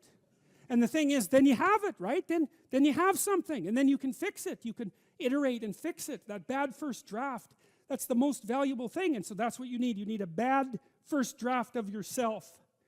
And there's an idea that Jung developed about the trickster and the jester, the comedian, right? That the trickster is the precursor to the savior. That's one of the things I learned from Jung that was just, it's so unlikely. You'd never think that. It's so amazing that that might be the case. But the satirical and the ironic and the troublemaker, the comedian, the fool is the precursor to the savior. Why? Because you're a fool when you start something new. And so if you're not willing to be a fool, then you'll never start anything new. And if you never start anything new, then you won't develop. And so the willingness to be a fool is the precursor to transformation. And that's the same as humility. And so if you're going to write your destiny, you can do a bad first job. You're going to get smarter as you move forward. That's the thing, is that, so something beckons to you. That's what happens here. Maybe the star that Geppetto wished on was the wrong damn star, but at least it was a star, right? At least it was in the sky. At least it moved him forward. And so you say in your life, well, something grips you and fills you with interest. And you think, well, should I do that? And the answer is, if not that, then something. What if it's a mistake? It's a mistake. Rest assured. What do you know? You're going to stumble around, right? And what's going to happen is this. You're going to move to, you're going to not stay in stasis. You're not going to wander around in circles. And I see people like that. They said, well, I never knew what to do, and now I'm 40. It's like, that's not so good. That's not so good. And you might say, well, and there is a literature, too, that suggests that people are a lot more unhappy when they look back on their lives about the things they didn't do than they are about the mistakes they made while they were doing things. And so that's really worth thinking about, too, because there's redemptive mistakes. And a redemptive mistake would be a mistake that you make when you go out and try to do something. You know, you think, okay, I'm going to try to do this.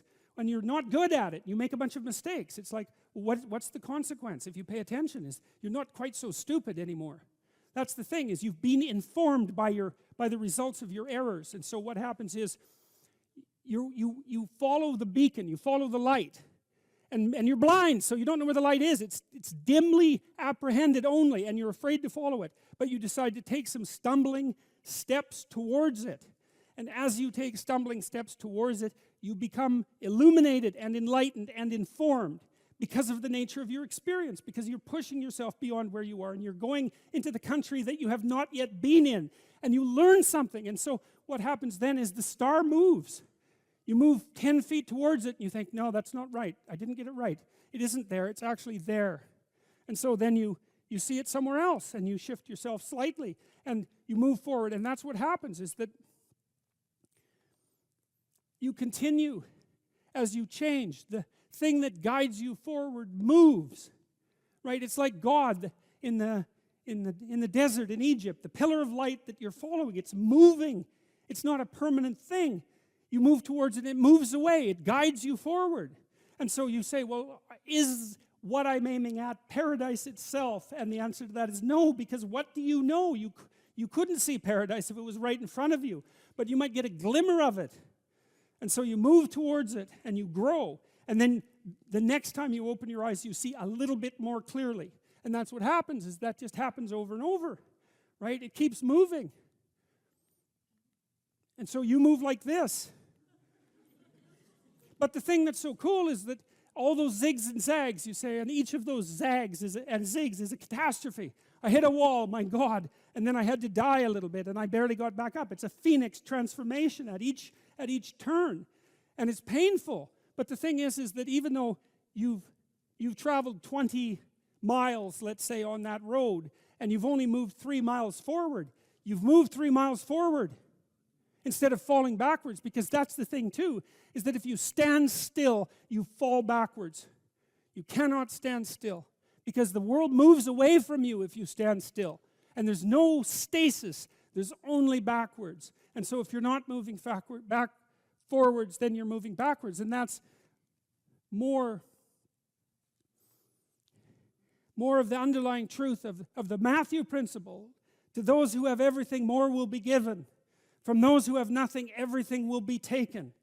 It's a warning. Do not stay in one place.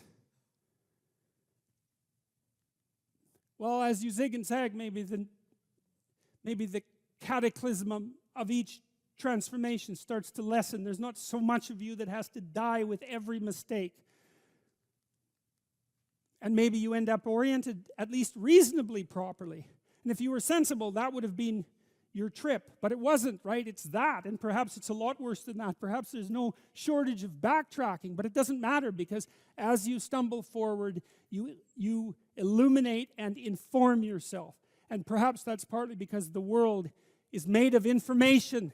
And if you encounter it and tangle with it, then it informs you. And then you become informed. And then you're in formation. And then you're ready.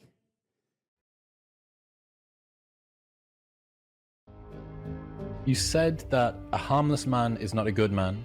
A good man is a very dangerous man who has that under voluntary control. How should people become more dangerous?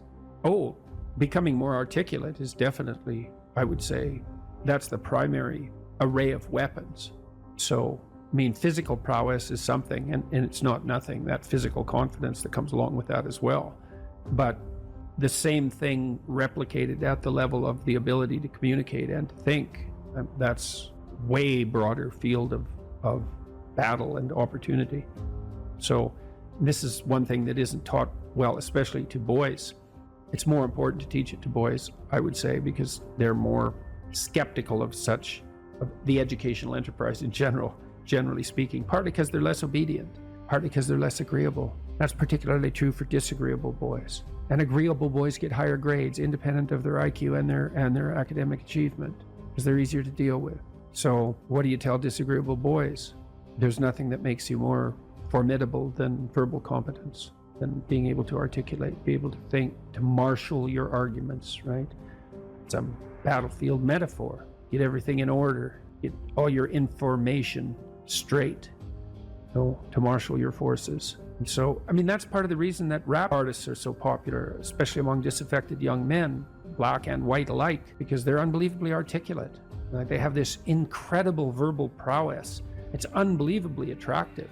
And it's associated with genuine artistic and redemptive activity, often focusing on something that's approximately the voice of the underclass, let's say, but a powerful voice, right? And it's interesting to see how many young white guys identify with that. Was it Aldous Huxley that wrote Doors of Perception? Yeah. Yeah, so this is kind of an equivalent of that, right? That you have a experience which many people struggle to articulate.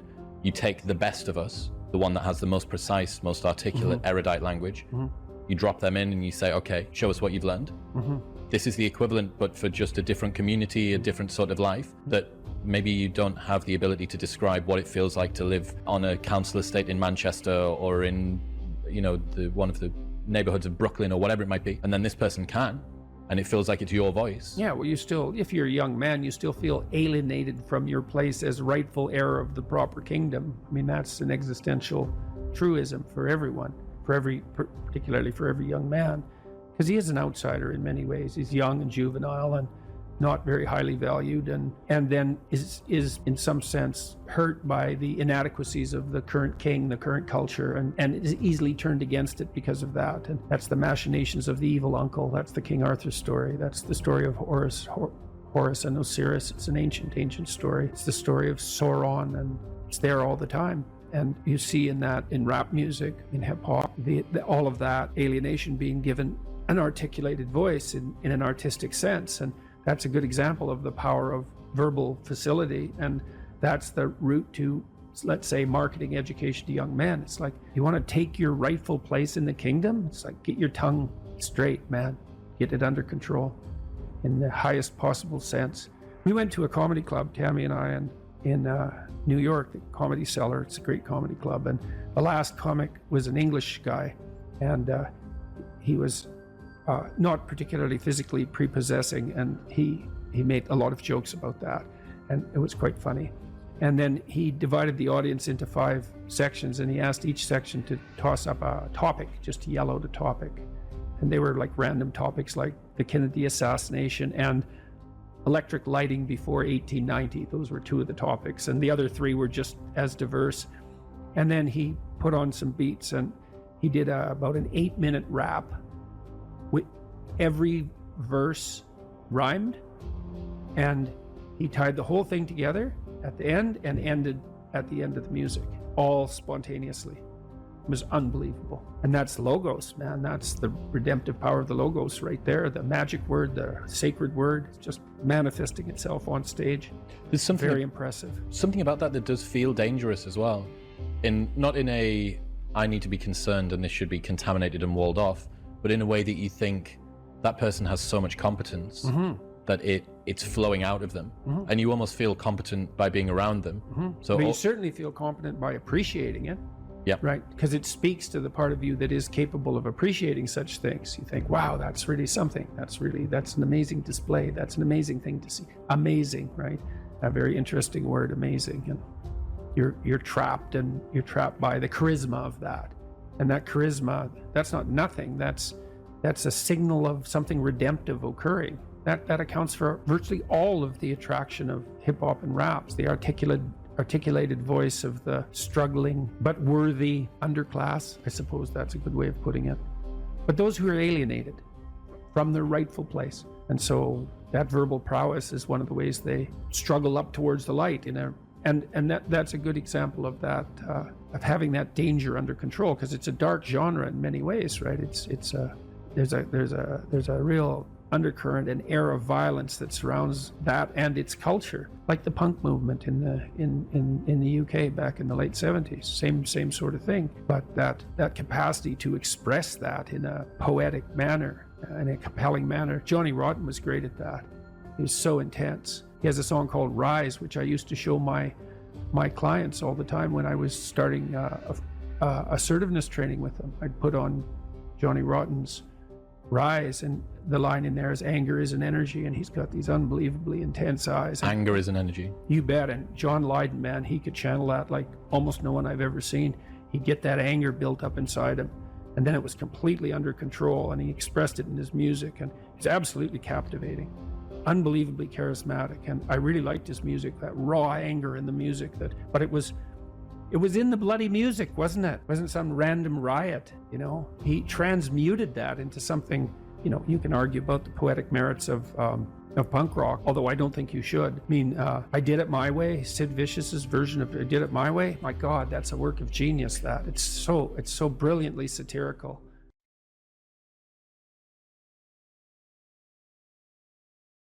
I wouldn't consider myself either naive or particularly optimistic person. I don't think I'm either of those. But this is actually an idea, this is one of the only ideas that I've ever found that I really believe to be rock solid. I actually think that it's true. And it's very optimistic, because it says you can use your sense of meaning to calibrate your progress through life. But there's rules. You have to aim at the highest possible good that you can conceive. Now, and that's subject to update, because what the hell do you know? But you start by aiming at the star you can see rather than the dimmer one that you can't yet perceive. And then you decide that you're going to do that honestly, right?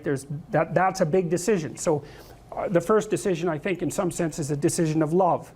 You're going to decide that being is worthwhile and that you're going to work for its betterment.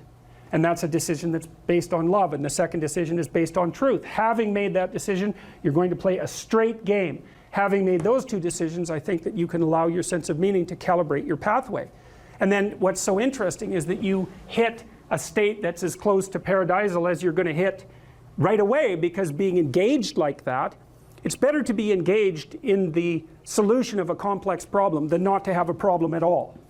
And that's no different than saying it's better for there to be being than non-being, because being is a problem. And so if you want to have no problems, then you have no being. And you could say, well, being is so miserable that maybe that's the route we should take. And fair enough, but maybe you can have your cake and eat it too. You can have the damn problem. It can be a problem worth solving, and you can be so engaged in solving the problem that it justifies the fact that the problem exists. And then you get to have the problem and the solution at the same time, and maybe that's better than not having the problem at all. And I believe that, because one of the things I have seen, and I've seen this being so interesting when I've been lecturing to people, especially more recently, and this is also manifested on itself on YouTube. I'm talking to people a lot about responsibility, and it's young men in particular that seem to be responding to that. And I think that's partly because I think that young women, in some sense, have their responsibility map already laid out for them. It's also less voluntary in some sense for women, because they have more complicated problems to solve in the first part of their life, right? Because they have to get the family problem solved. But whatever. I've been talking in a very delineated manner about responsibility, which is a strange thing to sell to people, but responsibility is what gives your life meaning. And so then you might say, well, then take on ultimate responsibility. And what happens? You have an ultimately meaningful life. And then you might say, well, if your life is ultimately meaningful, it doesn't matter if it's punctuated by tragedy or even predicated on tragedy. It's worth it. And I think that's true. And everything I've seen indicates to me that's true. Every time I get my clients to take on more responsibility, you know, and it isn't an injunction. You're a bad person, you should take on responsibility. It has nothing to do with that. You can define the damn responsibility. It isn't something that someone else should impose on you. It's not a matter of doing what you should do in some abstract manner. It's not that. It's the choice of what game you're going to play. And you know, you can play the game of the seeker, I would say, and if you play that game, then everyone wins. And it's the best game you can play. And so the answer, in some sense, to the tragedy of life, to the catastrophe of life, to the fall, is to adopt the responsibility of mortality that goes along with that, and to play that game maximally. And paradoxically, it's in the willingness to do that that the solution emerges. And I have done my best with every single thing I've talked to you guys about. I have done my best to do what Dostoevsky does in his novels, which is I make a proposition and then I spend months or years trying to figure out if I can take the bloody thing apart, if there's something wrong with it, because I want to find out. I want to hit it with a hammer and see if it breaks. And what I've been trying to do is to tell you all the things that I've gathered, let's say, or laid out or articulated or discovered over the last 30 years that I have not been able to break with the biggest hammer that I could take to them. And I guess that's the fundamental one, is that I believe that the idea that lurks in these images, derived from very different cultures, it's the same idea. Life is suffering. Right. Indisputable. What do you do about that? You voluntarily accept it, and then strive to overcome the suffering that's a consequence of that. And you do that for you, and you do that in a way that makes it better for other people. And then that works. And one question might be, well, how well does it work? And the answer is, the only way that you can find out is by trying it. That's it. That's the existential element of it. The proof is to be derived by the incarnation of the attitude in your own life. No one can tell you how it will work for you. It's the thing that your destiny is to discover that. And you have to make the decisions to begin with. It's like, because you can't do this without commitment. You have to commit to it first. That's the act of faith that Kierkegaard was so insistent upon. You have to say, I'm going to act as if being is good. I'm going to act as if truth is the pathway to enlightenment. I'm going to act as if I should pursue the deepest meaning possible in my life. And there's reasons to do none of those. They're real reasons. So it's really a decision. But you can't find out what the consequence of the decision is unless you make the decision. I think the same thing happens when you get married, by the way. So if you think you might leave, you're not married. And then you think, well, the marriage didn't succeed. It's like, well, maybe you were never married. Because the rule is, you don't get to leave. And there's a reason for that rule. Now, I'm not saying that there aren't situations where there should be exceptions made for that. That's not the point. The point is that there's some games you don't get to play unless you're all in. And the other thing that's so interesting about being alive is that you're all in. No matter what you do, you're all in. This is going to kill you. So I think you might as well play the most magnificent game you can while you're waiting. Because do you have anything better to do? Really? Why not pick the best thing possible that you could do? Why not do that? Maybe you could justify your wretched existence to yourself that way. I think you could. That's what it looks like. You know, people find such meaning in the responsibilities they adopt, it stops making them ask questions about what life is for. If you have a newborn child, for example, like unless you're really in a bad way, psychotically depressed, or maybe your personality really needs some retooling, you stop thinking about anything but ensuring that that baby is doing well. And if someone comes along and asks you an existential question about your commitment to that, the right response is, why are you asking me such stupid questions when this is manifesting itself right in front of your eyes? Like, how blind can you be? That isn't a time for questions about the meaning of life. The answer is right in front of you. And if you can't see it, it's not because life has no meaning, it's because you're blind. I mean, that's what the image of the Virgin Mother and the child is all about. It's like, what's the answer to the meaning of life? Here's an answer. It's like, well, I'm going to criticize that. Well, go right ahead. You know, it's like what you're like a what do you call that? A termite gnawing on a temple. There's no utility in that sort of criticism. It's blindness. And it's the same thing with regards to the path of the hero. It's like it glistens in front of you and you can criticize it. It's like, fine. Put the cart before the horse and see how far you get. So I thought, to bring full closure to the class, I was trying to solve this terrible puzzle that confronted me and many other people about how it was that human beings got themselves in such a tangle about what they believed. Such a tangle that we were pointing the ultimate weapons of destruction at one another, which, by the way, we are still doing. And I thought, okay, well, I understand that. We need our belief systems. They orient us. And that means there will be conflict between belief systems, and that can be a catastrophe. And that's being played out everywhere, again, in very many ways. What's the solution to that? Well, one possibility is there's no solution. It's just mayhem all the way around. Could be the case. But it seemed to me, as I delved into it, that the proper solution to that was to live properly as an individual, because you're more powerful than you think.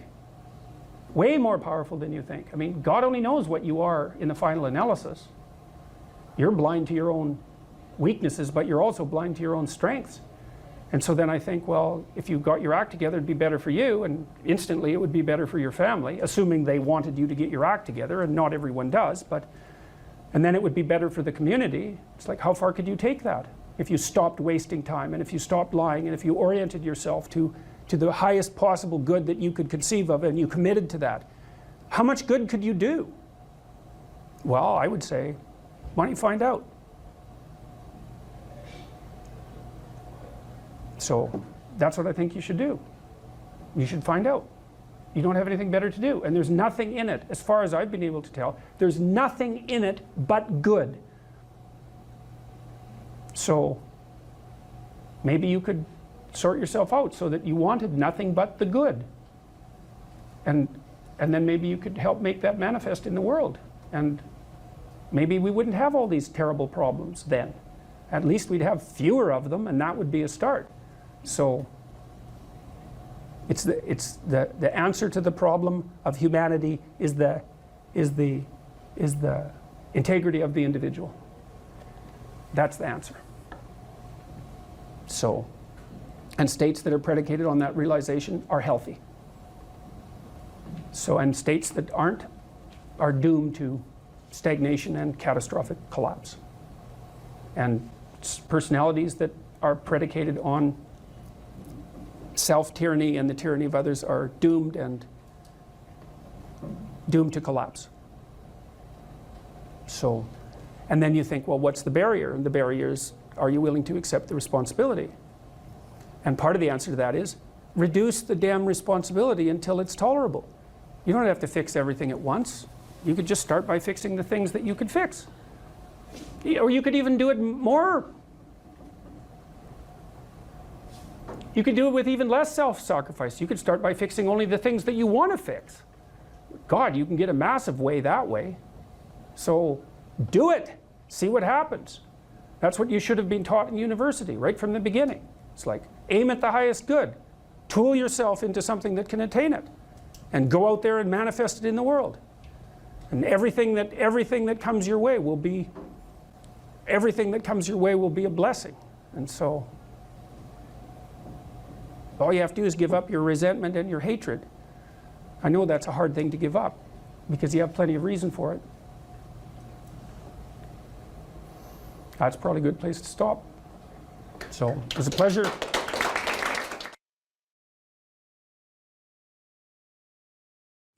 And why beholdest thou the mote that is in thy brother's eye, but considerest not the beam that is in thine own eye? Or how will you say to thy brother, let me pull out the mote out of thine eye, and behold, a beam is in thine own eye? Well, you might be wondering what a beam is, and a mote is a dust speck, and a beam is a very large piece of lumber. And so the issue is not so much the blindness of others, even though there's as much blindness among others as there is for you. But the issue here, the advice here, the description here is, you should be concerned about what's interfering with your own vision first. And you should leave other people the hell alone in relationship to that. And so if your mode of being in the world is, if you would just act better, things would improve for me, or if you identify the evil and the catastrophe as something that's outside, that someone else needs to fix, or that someone else is responsible for, then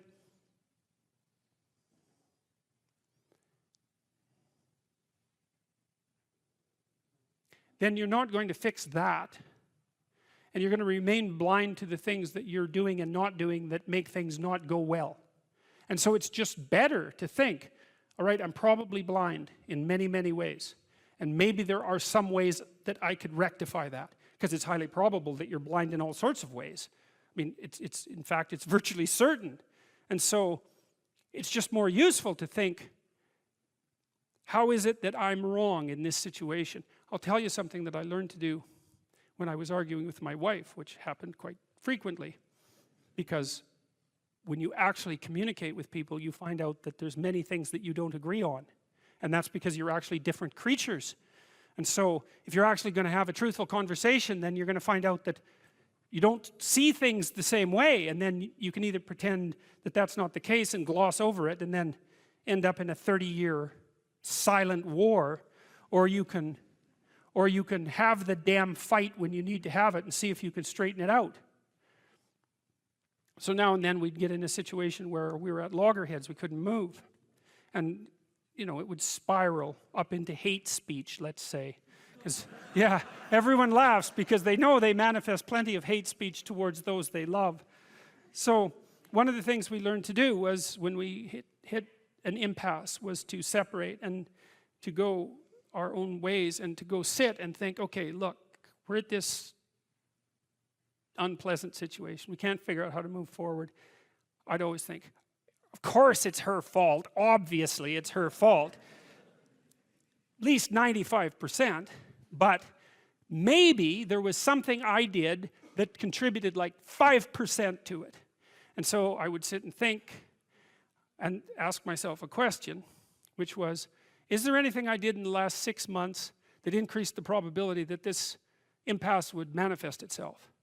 And I'll tell you, you have no idea how fast your mind will generate an answer to a question like that, because there's undoubtedly some idiotic thing that you did, that you know, that you remember, that increased the probability that you're going to have your hands around the throat of the person that you love. And then you can go tell them that, and then you can have a conversation, especially if they do the same thing.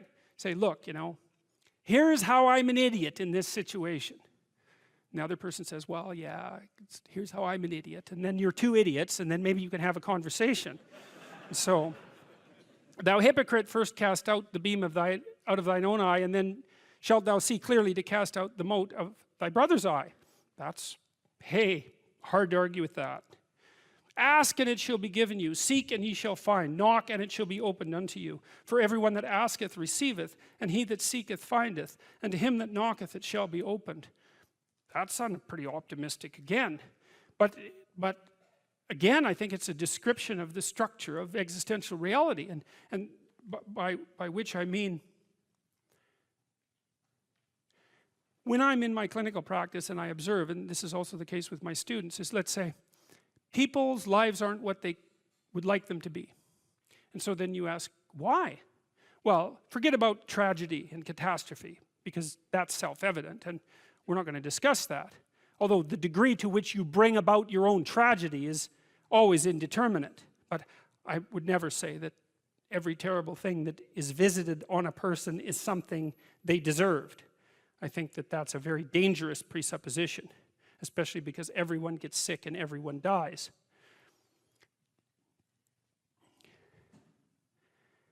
But one of the main reasons that people don't get what they want is because they don't actually figure out what it is. And the probability that you're going to get what would be good for you, let's say, which would even be better than what you want, right? Because, you know, you might be wrong about what you want easily. But maybe you could get what would really be good for you. Well, why don't you? Well, because you don't try. You don't think, okay, here's what I would like if I could have it. And I don't mean in a way that you manipulate the world to force it to deliver you goods for status or something like that. That isn't what I mean. I mean something like, imagine that you were taking care of yourself like you were someone you actually cared for. And then you thought, okay, I'm caring for this person. I would like things to go as well for them as possible.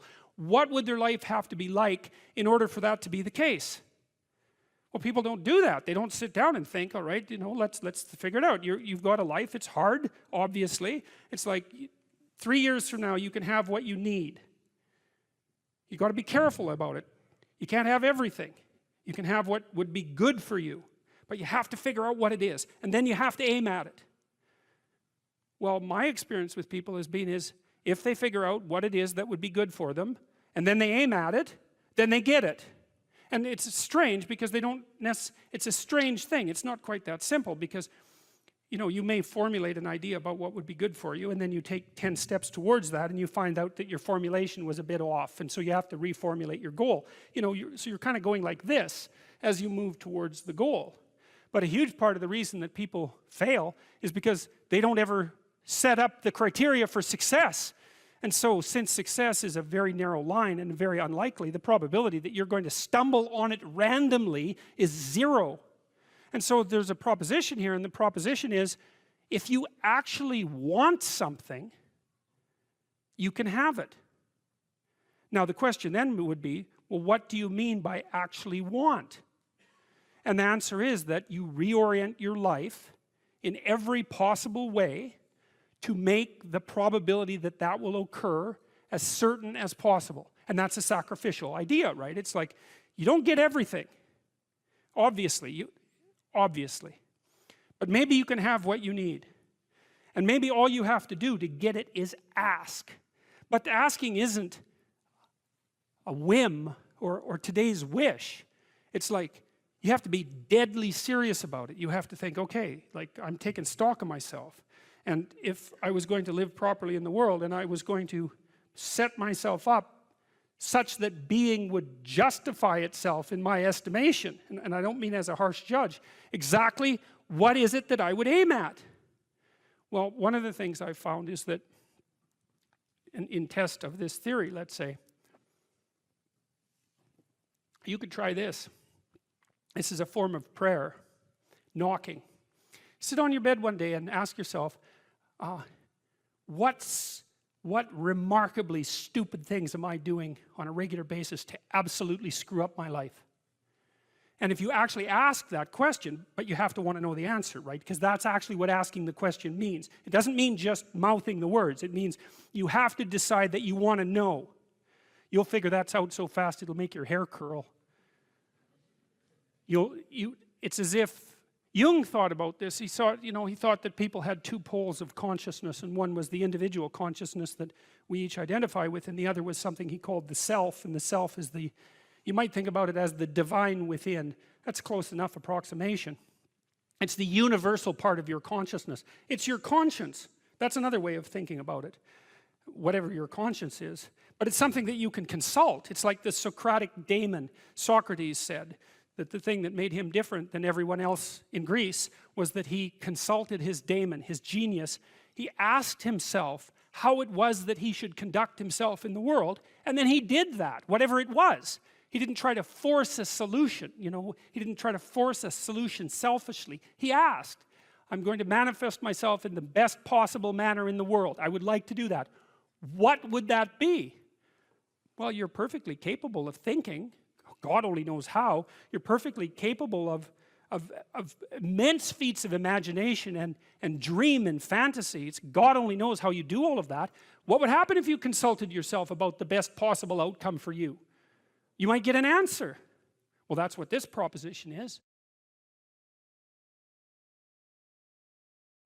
Here's some items, so you guys can do a quick big five on yourselves. And I'll tell you the upside and downside of it. So, if you're orderly, you follow a schedule. How many of you follow a schedule? Okay. And how many of you don't? Okay, so one thing I would recommend is that you do. And I'll tell you why. Like, intelligence is a very good predictor of academic performance.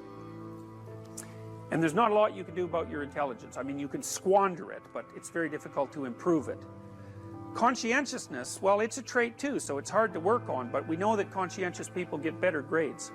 And it's reliable, and it's a powerful effect. And so, if your time use is organized, then the probability that you're going to be successful is very high. So, one of the things you might think about is make friends with a calendar, like Google Calendar or something like that. And I can tell you some tricks about that, because really it is important. Like, and I'm not kidding around about this. If you're low in conscientiousness, it's really going to trip you up as you walk through life. There's not very many advantages to it that I've been able to see. And I'm not assuming that just because you don't follow a schedule, you're low in conscientiousness, but it is one of the items that mark it. The advantage I've seen so far to being unconscientious is that if you become unemployed, it doesn't bother you as much.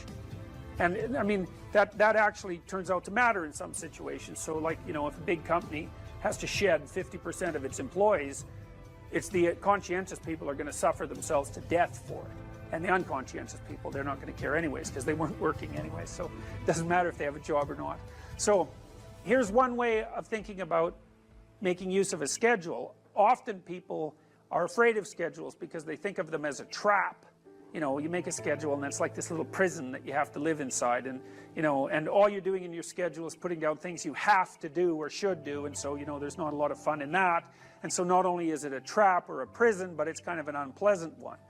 But a way to work with the schedule in a lot more sophisticated way is to think, well, I'm going to plan the next week, say, because you plan it day by day, but we'll take the week as the unit level of analysis and think, well, I'd like to plan a week I'd like to have. And then your schedule all of a sudden becomes a tool for increasing the quality of your life. And that's a whole different issue, because you might think, what's the emotion that you suffer, assuming you suffer one of these emotions, if you have an essay that's due and you're not doing it? Like, Would you regard that as a pleasant emotion or unpleasant emotion? Okay, so do you think you can characterize the unpleasantness? Like, what kind of emotion is it? It's guilt, okay. Anything else?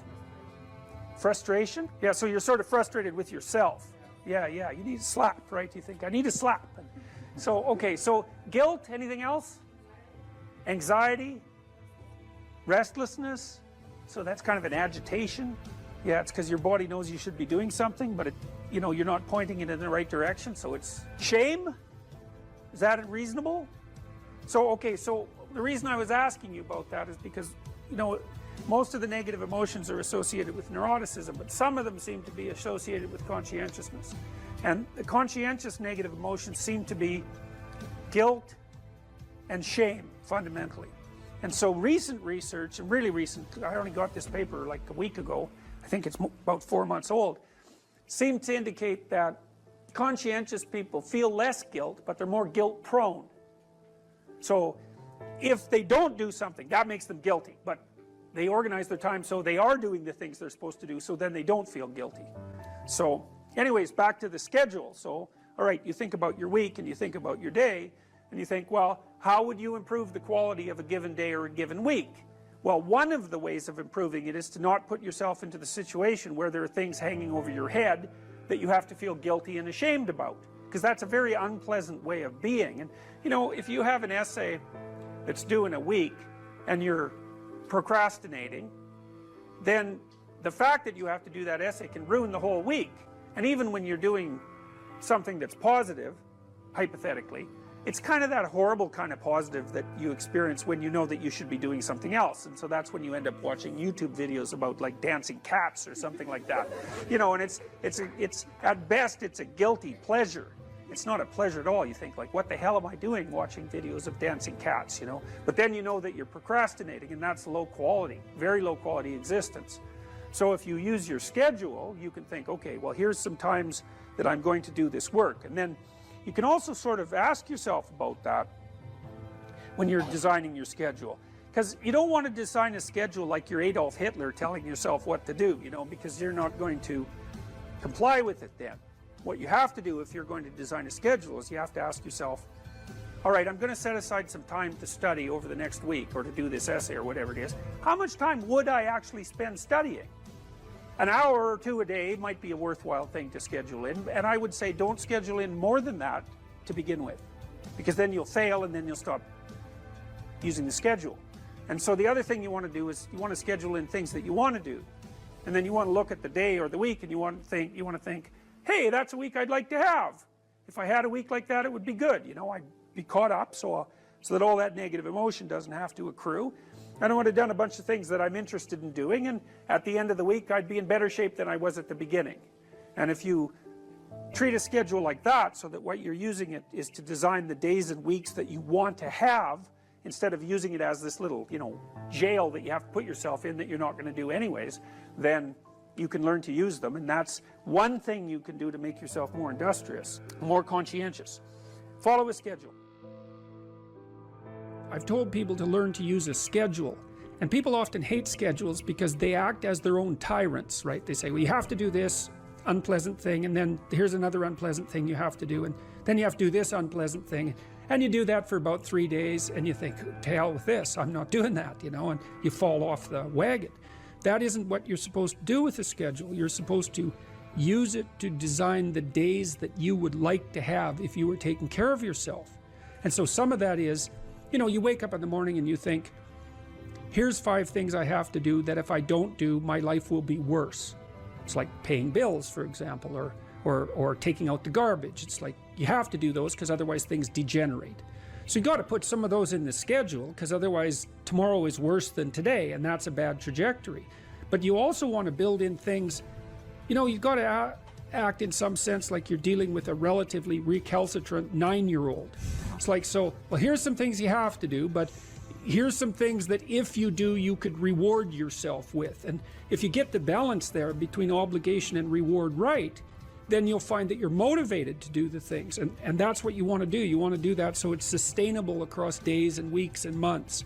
And so you got to treat yourself like A good boss would treat a valued employee and not like a tyrant would treat a slave, because the slave will rebel. And you know, people say, well, I don't follow through on my plans. It's like, well, A, they're probably not very well formulated, and maybe you're doing them because of an external moral obligation or something. They're not really your plans, right?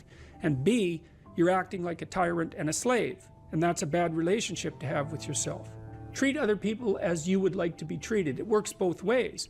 You also treat yourself like you treat other people properly.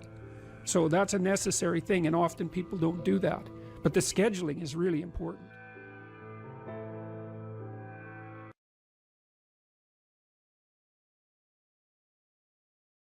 You're sitting on the edge of the bed trying to have an honest dialogue with yourself, and the little voice says, you know, it's pretty disgusting in here. And you think, well, I'm way above such trivial niceties as organizing my room. It's like, well, that's pride. That's arrogance. If you're above organizing what's actually yours, how in the world are you ever going to organize anything else? And so you get on your knees and you think, well, it's time to, you know, take a brush to the toilet. And maybe that's where you start. And that works. Like, that works. You start making those micro improvements, like real micro improvements, real on the ground, actual micro improvements to things you know that are wrong, you'll improve unbelievably rapidly. There's always people out there who are doing far better than you on pretty much anything you want to imagine. And if all you're doing is seeing yourself in their reflected light, let's say, then it's going to be pretty damn dismal. But it's not a good comparison because, well, first of all, there's danger in just comparing yourself to others, period, because they're not you. And God only knows what struggles they had to undertake to get to where they were, or what burdens they're currently carrying that you're not aware of. But you can certainly contrast yourself with yourself. And that's a lot better. It is the only way. Well, it's also the only way of really measuring anything approximating proper improvement. You can actually tell when you're a little better than you were yesterday. Right. And you can actually do that. That's another thing that's so interesting about it, is that you can actually make yourself a little better in some way, pretty much, well, I don't know if it's at every moment, but you can certainly do it every day. Let's say you want to become who you could be in the fullest sense. So let's say you're someone who's going to solve some serious problems. Okay, the first thing you have to do is admit to the seriousness of the problems. That's no joke. And so the first thing is just the terror of the problem itself. And that's enough to paralyze you, right? And that's the Hydra, that's the Gorgon with the head of snakes. It'll paralyze you and turn you to stone. That's the basilisk in the Harry Potter series. Mm-hmm. You look at it and it turns you to stone and lurks underneath everything, right? And it's malevolence and tragedy. And so there's that. And then the next is, well, you're going to take responsibility for that? You're really going to do that, are you?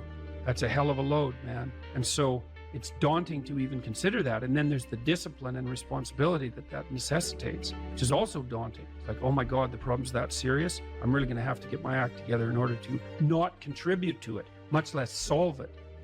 And so the problem is terrible. And then the solution is daunting. But the upside of that is like, well, there isn't anything better to have than a problem that's worth solving, like that's really worth solving, right? And so the more of that you take on, the more you have a reason to get out of bed in the morning, no matter what. Like, I'm getting up, I'm trudging forward. Doesn't matter what I'm suffering from. I've got things that need to be done. They're necessary. And that gives you that sense of purpose that is the antidote to bitterness.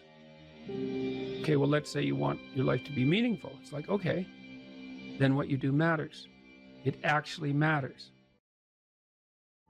Or how starting to clean up the room changed their life. That's quite fun because it's something I always tell people to do instead of going out and protesting. Jesus, I just can't stand Cleaning up that. the room? Yeah. Meaning? Well, my sense is that if you want to change the world, you start from yourself and work outward because you build your competence that way. It's like, I don't know how you can go out and protest the structure of the entire economic system if you can't keep your room organized. Well, I made a video call, which was called Message to Millennials, where it was called How to Change the World Properly. A bit of on the pretentious side, I suppose, but I was trying to produce something that was a counterposition to this idea that what you should do is go out and fix up other people. You know, that's just not right. There's a New Testament line about that, something about, not worrying too much about the log in your neighbor's eye or about the speck in your neighbor's eye when you have a log in your eye. What would the world be like if people stopped avoiding the things they knew they should do? Because the question is, how much are we contributing to the fact that life is an existential catastrophe and a tragedy? How much is our own corruption contributing to that? That's a really worthwhile question. The things you leave undone because you're angry, you're resentful, you're lazy, you have inertia. Well, you consult your conscience and it says, well, that place over there could use a little work. It's the same as working on yourself, and so you clean that up because you can. And then things are a little clearer around you. And you're a little better off because you've practiced a bit, and so you're a little stronger, and then something else manifests itself and says, well, maybe you could take a crack at fixing me up too. So you decide to do that, and then that gets a little bit more pristine. And soon, and it's humble because you're not exceeding your domain of competence.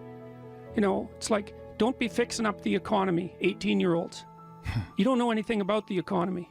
It's a massive, complex machine beyond anyone's understanding, and you mess with it at your peril.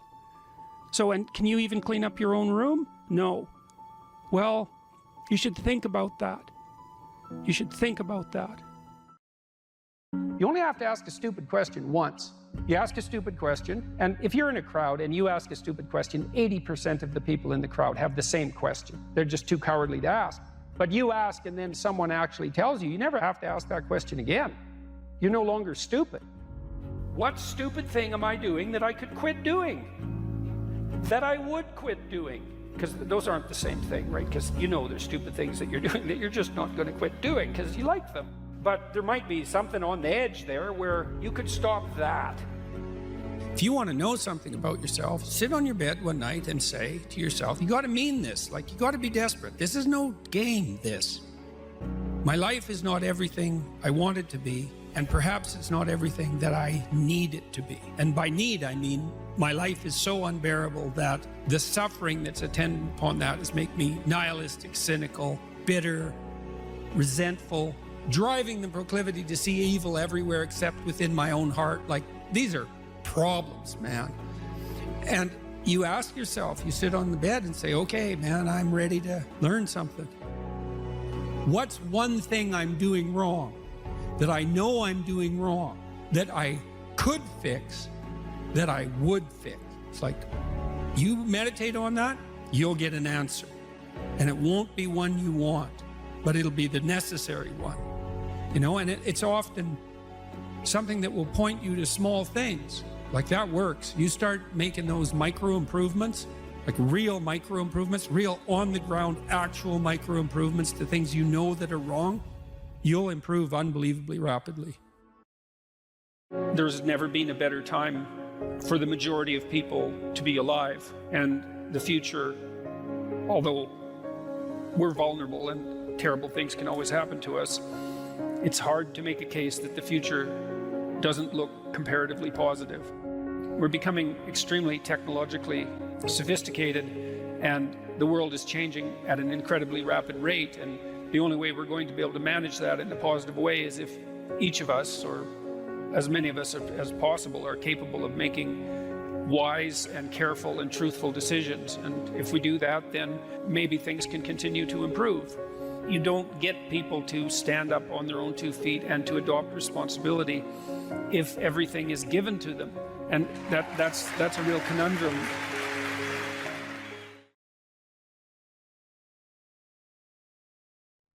Yeah, well, we're not animals in a zoo. We're not camels in a zoo. We're not herbivores, and just because we have enough straw doesn't mean we're going to lose our unbelievable capacity for destructive creation. And we don't know how to harness that, and I've been trying, I suppose, in some sense to meet that desire for a call to adventure with what I'm writing and with my lectures, and to use responsibility in this moral domain as a battle that's of sufficient intensity to engage young people in particular property. It's like, get yourself together, see how difficult that is, see what you can do, put yourself together, stop doing the things you know to be wrong, and see what happens. Put yourself together. And there's been an unbelievable response to that. And I think it's harmless in some sense, or as harmless as such things can be, because it is focused. It's like, change you. Leave the other people alone. Or if you want to change them, maybe you can do it through example. You know, but they're not the problem. You have enough problems with yourself. It's like, well, what are you complaining about? You've got enough to eat. It's like, fair enough, you know, who wants to starve, right? And so it's even hard to fight against. Well, I should be grateful for that. And yes, you should, but it's not enough. And you think about where we came from, our ancestors, what they struggled against. And from the time we were, you know, from our animal forebears all the way up to where we are now, whatever we're made for, it's not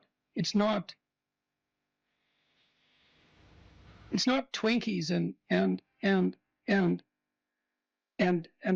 TV. You know, it's not willful blindness and the comfort that brings. It's not enough. And so we need this adventure. And that's something we're going to all have to contend with, because if we don't get the adventure right, then we'll get it wrong, and it'll lead us in terrible places.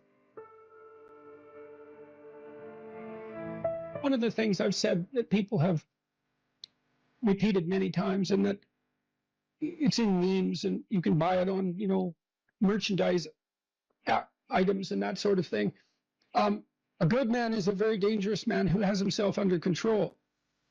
And no one ever says that. So you say to young men, look, like, your job is to be as dangerous as you possibly can be in every possible direction, and to control that, right? Not to be harmless and slothful and contemptible even in your own eyes. And that way you get the power of the shadow. You don't have to dispense with the anger and the aggression. You can integrate it. And that's way better. I mean, I had a remarkable conversation with Jocko Willink. I felt that it was remarkable. It was very engrossing. And Willink, he's unlike me in many ways. I mean, he's a physical specimen of sort of unparalleled proportions to begin with. He's about 2 feet thick, you know, and he's this military guy, highly disciplined, and also extraordinarily morally integrated. And he's an admirable person, because the danger is right there under the surface. But he has it rather than it having him. And we're uncomfortable with the idea that that's the proper route for socialization. We try to teach our children that only, you know, cooperative games are acceptable. And they know in their hearts that that's a complete bloody lie. It's not technically sustainable. It's not even conceptually correct. I'm not saying I've solved it. I talk to Bjorn about this a lot. It's like, I love your message. Wouldn't it be wonderful to eradicate absolute poverty? And he does this great job technically of rank ordering global concerns, doing a cost-benefit analysis that's methodologically rigorous, and saying, look, we can devote money here. We'll get a 20-to-1 return, mostly in child nutrition, as it turns out. Couldn't we do an immense amount of good with targeted spending? And the answer is clearly yes. We could eradicate child poverty in the next 15 years. We probably will. We could do great things, but we don't know how to sell it. And that's a huge problem. I've never had more of a response from a crowd than when I draw a relationship between responsibility and meaning. Without fail, that brings the crowd to silence. And it's because that connection hasn't been made explicit sufficiently, I would say, is that we find meaning in responsibility. And there is a messianic call that's embedded in this. And you can translate that into get yourself together, see what you could become. And, you know, much of Beyond Order is exactly that. It's push your limits, move beyond yourself, discipline yourself, but move beyond that discipline. Don't let that order constrain who you could be, because it's not a high enough order yet. And I would say, it looks like that is attractive to young people, and perhaps specifically to young men, but not only to young men, and not only to the young. So, well, that's a problem that we have to address. Is, you know, we are doing a lot of things right, but it's not romantic enough. The clinical experience and my lecturing experience has been unbelievably positive in the main. And the clinical experience was positive because I was always on the side of the part of the person that was oriented towards their own health and improvement. That was part of our contractual pact. I'd often make that explicit. It's like, I'm not here for unconditional positive regard. I'm on the side of the part of you that wants everything to be better, and we're going to discover where that is, and we're going to work to facilitate it. And people loved that, and it was so gratifying to engage in that work. It was constantly positive. I worked with a huge variety of people, from people who had nothing, no gifts, and were just off the edges of the world, to people who were unbelievably talented and gifted, the whole gamut. And that was absolutely wonderful to see that range of people. And the lecturing has been the same way. Like, the lecture tour I did was immensely positive, too much positive even. You wouldn't think that would be possible, but it is possible. And I'm very positively oriented towards human beings in the main, despite, I think we're great, flawed and terribly, but no wonder. No wonder. I mean, the burden we bear is absolutely, it's absurd. The existentialists made much of that. We have an absurd existence. We're aware of our own mortality. God. And we're animals. We're aware of our own mortality. What a burden. And yet here we are. And much of the time we're not corrupt and horrible. It's a miracle. So, it's a word of encouragement. And that's what people are responding so positively to in a time where everyone is told this story that, human activity is all a struggle for power, and that we're fundamentally a destructive force, and that we should rein ourselves in. And I'm not selling that message. It's a word of encouragement. You could be more than you are, and wouldn't that be great for everyone, including you?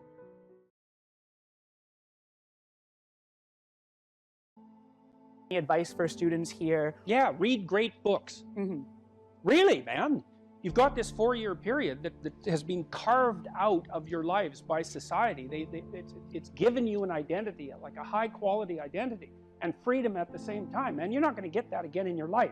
You've got a respectable identity, university student, and complete freedom associated with that, or as near as you're ever going to get. And you've got these unbelievable libraries that are full of the writings of people who are intelligent and articulate beyond comprehension. And And you can go there and you can learn all this. And you might think, well, why should you learn it? Well, you learn it to get a job, or you learn it to get good grades, or you learn it to get a degree. And that's all nonsense. It's nonsense. The reason that you come to university to be educated is because there is nothing more powerful than someone who is articulate and who can think and speak. It's power. And I mean power of the best sort. It's authority and influence and respectability and competence. And so you come to university to craft your highest skill.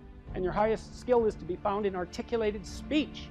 And if you're a master at formulating your arguments, you win everything. And better than that, when you win everything, everyone around you wins too. Because to transform yourself into, let's consider your transformation to something approximating the logos, it means you shine a light on the whole world. Well, there's nothing more exciting to do than that. There's nothing better you can possibly do. And to think that you're coming to university to be, trained to have a job, it's like, great, that's a hell of a lot better than being unemployed and covered with Cheeto dust while you're snacking away in front of your video game in the basement. But it's not and I don't have anything against video games, by the way, but it's hardly a triumphant call to being in the world, and that's what university should be calling forth. It's like, God, you people, I know what Harvard students are like. I taught here for 5 years. You people are spectacular. You're spectacular. You're all capable of being world beaters. You transform yourself into something that's articulated and sensible and grounded in history and knowledgeable and wise, man. You can do anything you want, and hopefully anything you want for good. Because if you have any sense, everything you want to do would be for the good, because there's nothing more compelling or meaningful or useful in combating the tragedy of life than to struggle with all your soul on behalf of the good. And the universities have forgotten that. It's why everyone's bailing out of the humanities, and they should. The humanities are corrupt. And they're corrupt because they're not telling students this. It's so bloody obvious. It's like, learn to think, learn to speak, learn to read. It makes you a superpower, an individual superpower. I don't understand why that isn't just told to students. It's not that hard to understand, and everyone wants to hear it. It's like, really? I could do that? I could do that? It's like, yeah, really, you could do that. And the whole society around you has labored for really thousands of years to provide every single one of you with this spectacular opportunity that you have while you're undergraduates and graduate students here, man. Everyone's just praying that you would come here and manifest everything that you could manifest. And that's what you should be doing instead of waving placards and complaining about how you're oppressed, for God's sake. You see these Yale students complaining about their oppression. It just leaves me aghast. It's like, well, we're against the ruling class. It's like, no, you're baby ruling class members. You're young.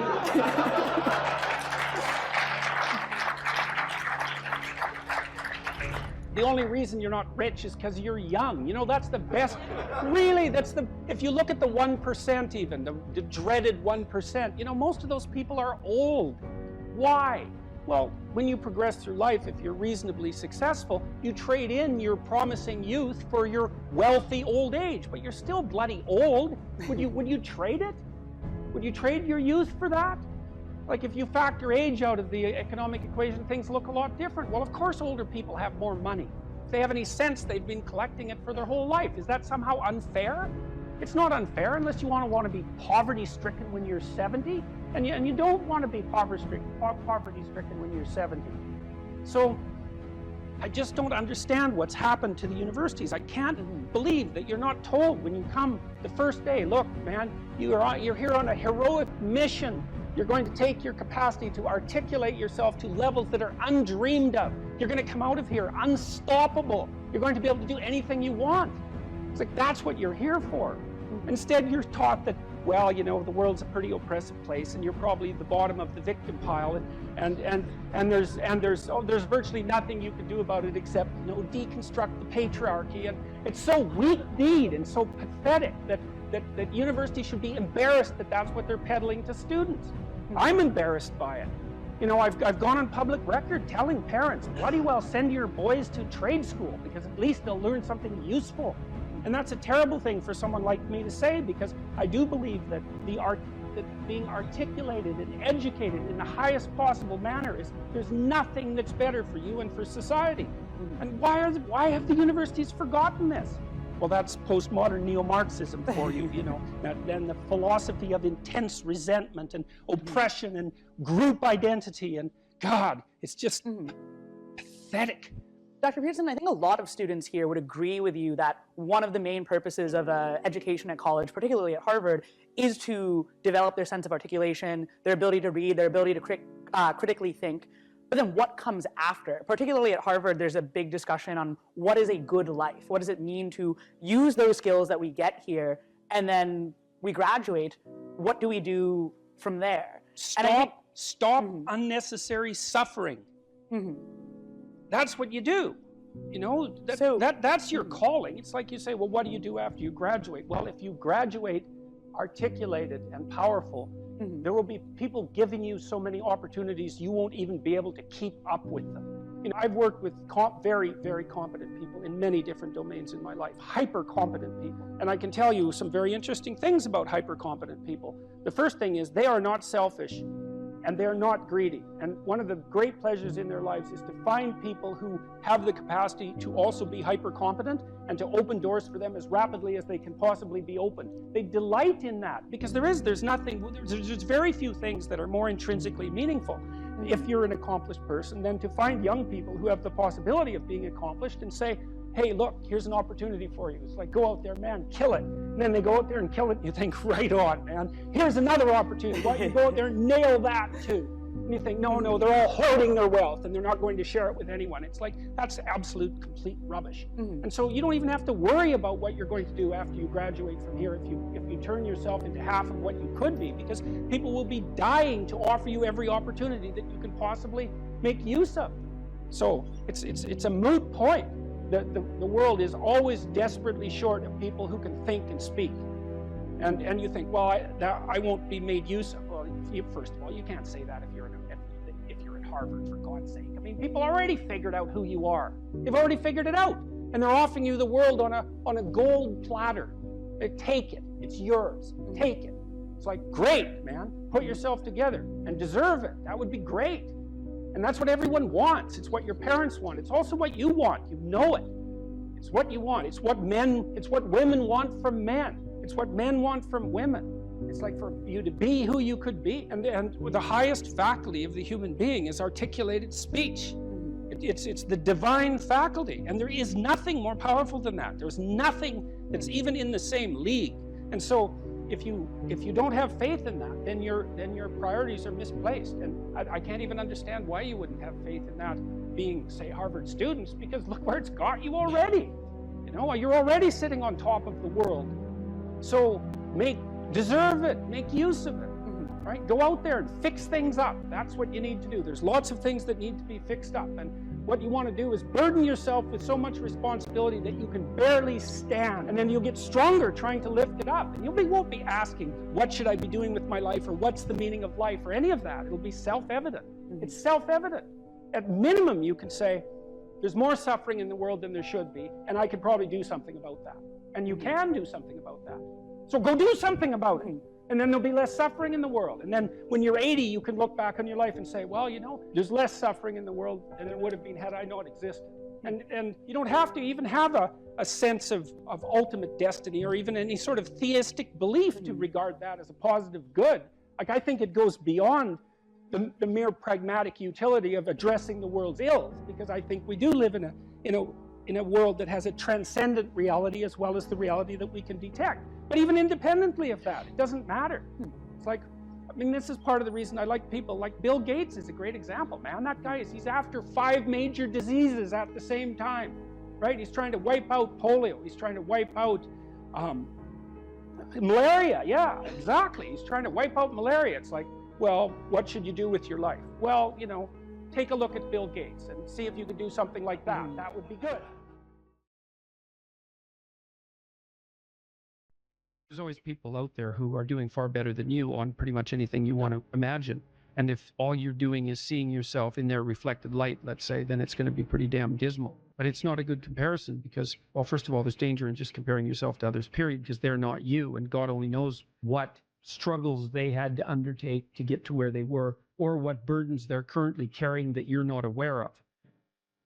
But you can certainly contrast yourself with yourself. And that's a lot better. It is the only way. Well, it's also the only way of really measuring anything approximating proper improvement. You can actually tell when you're a little better than you were yesterday. Right. And you can actually do that. That's another thing that's so interesting about it, is that you can actually make yourself a little better in some way, pretty much, well, I don't know if it's at every moment, but you can certainly do it every day. You're quite different from other people, and you shouldn't be comparing yourself to them because they're not like you. You know, they don't have your family. They don't have your temperament. They don't have your troubles. They don't have your abilities. The only person that has those is you. Compare yourself to who you were yesterday and not to who someone else is today. And see, that's a game you can win. Be careful who you share good news with, because you want to share good news with people who are going to be genuinely happy for you, and that's one way that you can identify those people who are really on your side. Be careful who you share bad news with, because that's equally tricky. You know, you want someone who will listen to you when you're having trouble and allow you your grief, especially if it's a consequence of something tragic, and who won't try to one-up you, you know, because often when you're talking to people, they'll be thinking about what they have to say that's worse, and that's not helpful if you need a listening ear. Make one room in your house as beautiful as possible. I talked a lot already about the necessity of cleaning your room, which is, you know, in some sense a foolish piece of advice because it seems so obvious, but it's not obvious at all. And you'll find if you try it, especially if you're in a household that's not very functional, that you'll encounter obstacles that you couldn't imagine existed while you're trying to put your life in order. And you can take your surroundings beyond order and move towards beauty, and that's unbelievably useful. One of the things that I've been so You know, there's lots of different ways to interpret the world, and you can maybe even make a case that there's an endless number of ways to interpret the world. And the problem with that is that it kind of disorients you in terms of what you should be doing. But just because there's a very large number of ways to interpret the world doesn't mean there's a very large number of productive, meaningful, and sustainable ways to interpret the world. And one of the things you do have to do is figure out how you can conduct yourself today so that you don't upset the apple cart in a week or a month or a year. And so, you know, what you do in some sense psychologically is you admit to yourself that your current frame of reference is faulty. And then you start opening the door to a different kind of thinking, which is more creative thinking. It's more lateral thinking. Saying, well, I'm wrong, but that's not necessarily a problem because I could be right if I thought some other way. Well, you know, that's great. Often it works. Yeah. And there's almost no end to the utility of trying to figure out which ways that you're wrong. Yeah. Because there's lots of them. And every time you discover one, then you don't have to be quite so wrong anymore. That's a really good deal. Yeah. It's from the uphill climb that we derive our value, and I mean this technically. So almost all the positive emotion we feel, especially the emotion that fills us with enthusiasm, and that's experienced in relationship to a goal. And so in some sense, you want a goal that you can never attain. So you can always move closer to the goal that recedes as you move towards it. You think, well, that's frustrating. It's like Sisyphus pushing the rock uphill. But it's not, because as you pursue that goal, you put yourself together and your life does get better and richer and more abundant. And that's why the highest levels of virtue and goal are in some sense transcendent. You want them to be above everything you're doing so you can continually move towards something that's more sublime and better. That's what you are. You're here to live, not to sleep. And the problem with the vision of Mai Tais on the beach is that, well, first of all, that's a vision of drug-induced unconsciousness. Second, it's only going to work for about a week. Third, you're going to be a laughingstock in a month and depressed and aimless and goalless. You want a horizon of ever expanding possibility. And so it does happen to people because they've staked their soul on the attainment of an instrumental goal. And it can be a pretty high order goal, but then you think, now I'm there, now what? Well, the answer can't be, well, I'm going to live in the lap of luxury and never have to leave the what do you want to be, a giant infant with a gold bottle? You never have to do anything but lay in your back and suck? It's like, you see the problem with that as a conceptualization. It's no, you want to be like an active warrior moving uphill with your sword in hand. And that's dynamic, that's exciting. Lay a disciplinary structure on yourself. Get the chaos in check. And then you can move towards a state that's freer. It's discipline first. Like, look, if you're going to become a concert pianist, there's going to be several thousand hours of extraordinarily disciplined practice. That's the imposition of order on your potential, let's say. But what comes out of that is a much grander freedom. And so virtually every freedom that you have in life that's true freedom is purchased at the price of discipline.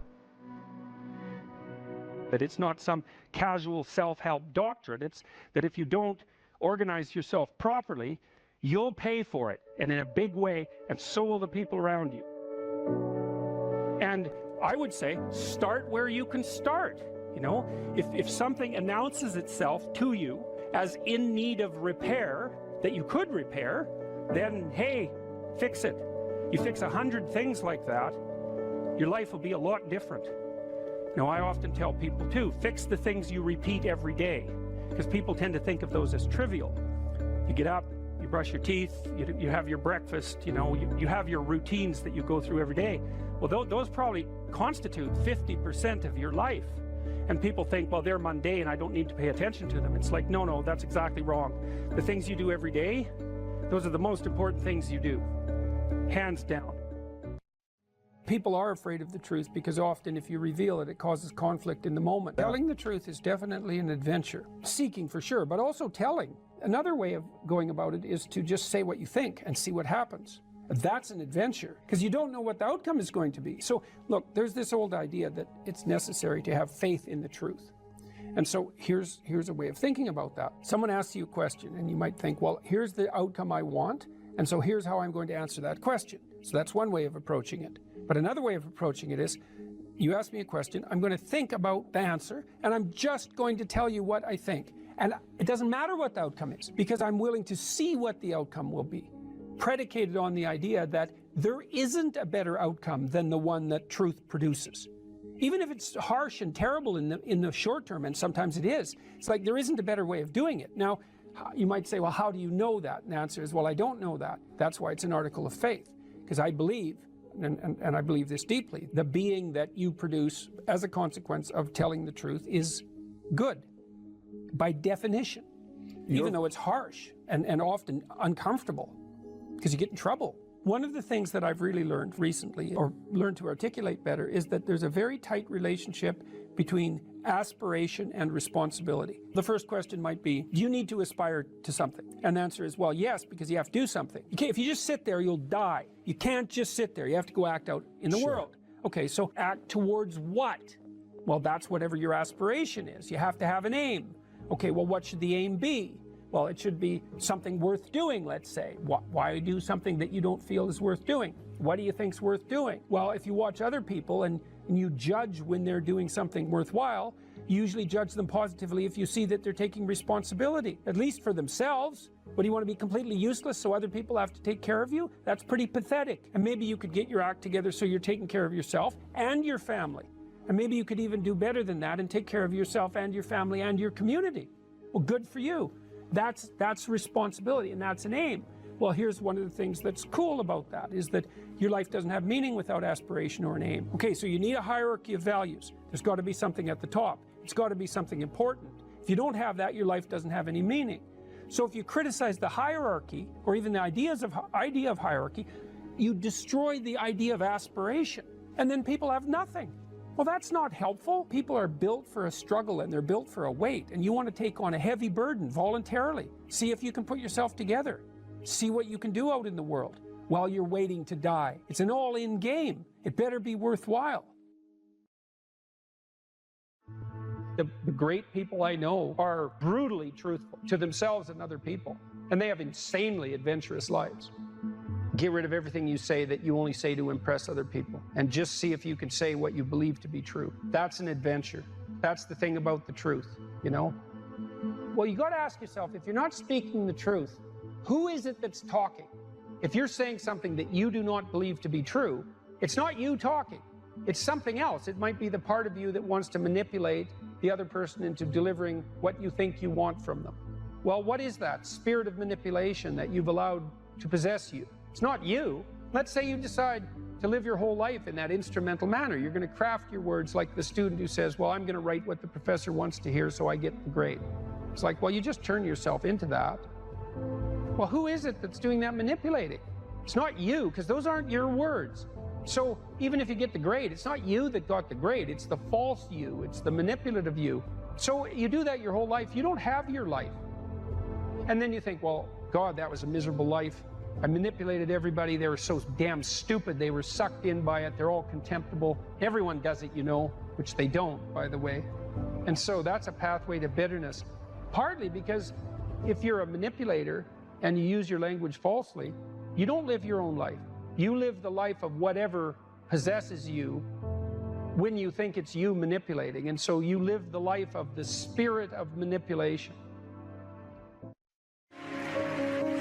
You know, maybe you're in California, see someone speeding down the road in a convertible Porsche, and you think, oh man, what a lucky bastard. And the truth of the matter is that he's thinking about wrapping his expensive sports car around the next cement pillar that he comes close to.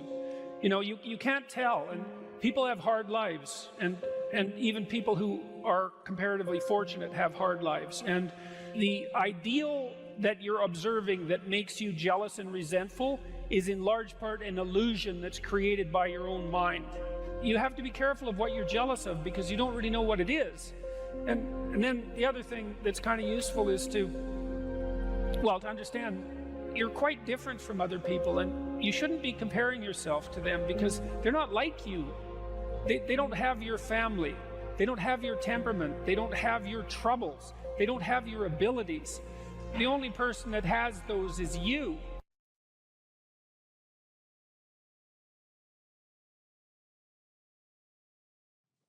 Okay, well, so So that's another issue in some sense that seems to make the postmodernist critique even more correct. How in the world are you going to extract out a canonical interpretation of something like that?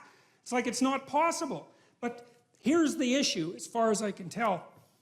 So the postmodernists extended that critique to the world. They said, look, well, a text is complicated enough. You can't extract out a canonical interpretation. What about the world? The world's way more complicated than a text, and so there's an infinite number of ways that you can look at the world. And so how do we know that any one way is better than any other way? And that's a good question. Now, the postmodern answer was we can't. And that's not a good answer, because you drown in chaos under those circumstances, right? You can't make sense of anything. And that's not good, because it's not neutral to not make sense of things. It's very anxiety-provoking. It's very depressing, because if things are so chaotic that you can't get a handle on them, your body defaults into emergency preparation mode, and your heart rate goes up, and your immune system stops working, and like you burn yourself out. You age rapidly because you're surrounded by nothing you can control. That's an existential crisis, right? It's anxiety-provoking and depressing, very hard on people. And even more than that, it turns out that the way that we're constructed neurophysiologically is that we don't experience any positive emotion unless we have an aim and we can see ourselves progressing towards that aim. It isn't precisely attaining the aim that makes us happy. As you all know, if you've ever attained anything, because as soon as you attain it, then the whole little game ends. Then you have to come up with another game, right? So it's Sisyphus. And that's okay, but it does show that the attainment can't be the thing that drives you, because it collapses the game. That's what happens when you graduate from university. It's like you're king of the mountain for one day, and then you're like surf at Starbucks for the next 5 years, you know? So, yeah. So what happens is that human beings are weird creatures, because we're much more activated by having an aim and moving towards it than we are by attainment. And what that means is you have to have an aim, and that means you have to have an interpretation. And it also means that the nobler the aim, that's one way of thinking about it, the better your life. And that's a really interesting thing to know, because, you know, you've heard ever since you were tiny that you should act like a good person, and you shouldn't lie, for example. And you might think, well, why the hell should I act like a good person, and why not lie? I mean, even a 3-year-old can ask that question, because smart kids learn to lie earlier, by the way.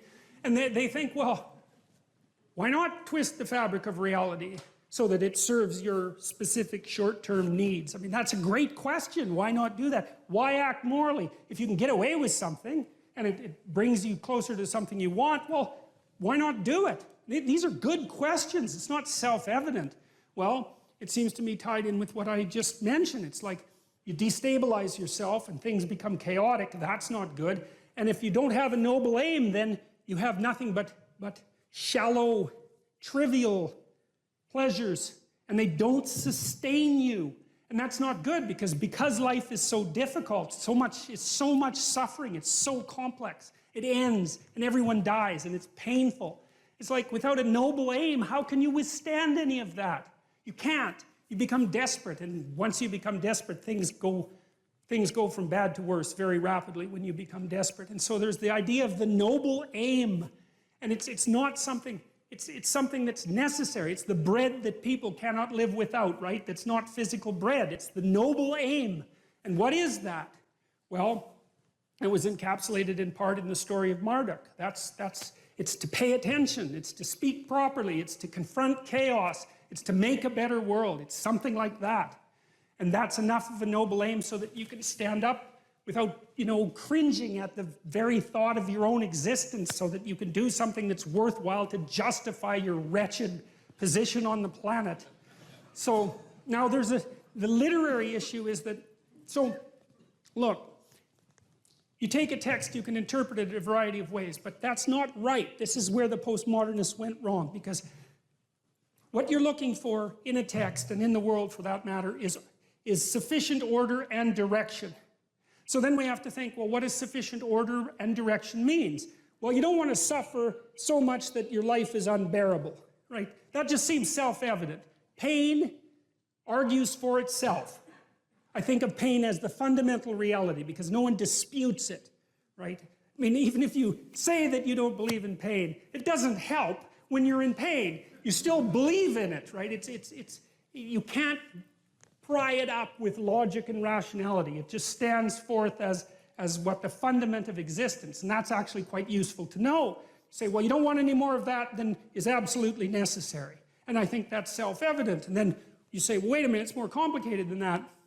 You don't want any more of that that's necessary today, but also not tomorrow and not next week and not next month and not next year. So however you act now, better not compromise how you're going to be in a year, because that would just be counterproductive. That's part of the problem with short-term pleasures, right? It's like act in haste, repent at leisure. Everyone knows exactly what that means. So you have to act in a way that works now and tomorrow and next week and next month and so forth. And so you have to take your future self into account.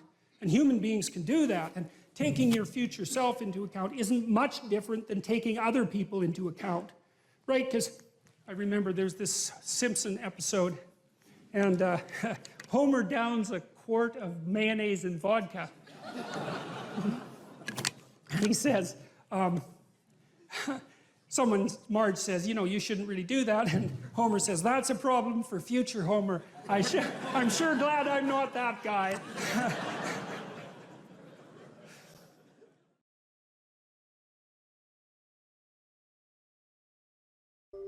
So that's an interesting thing. Well, so let's say you go over your past with a fine-tooth comb and you decide you're going to take responsibility for everything that you did that was wrong and everything that you failed to do that you could have done that was right. It's like, does that change the world? It's like, depends on how thoroughly you do it. You might say it changes the world like nothing else possibly can. And I think that that's actually right. You have to allow yourself a certain latitude for error. And that's a useful thing to know too. One of the things I tell people when they're trying to develop a vision for their life or an implementable plan is make a bad plan. Like, make the best one you can, but don't get obsessive about it. It's like, make a plan, implement it. You'll figure out when you implement it why it's stupid. Exactly. And then you can fix it a little bit.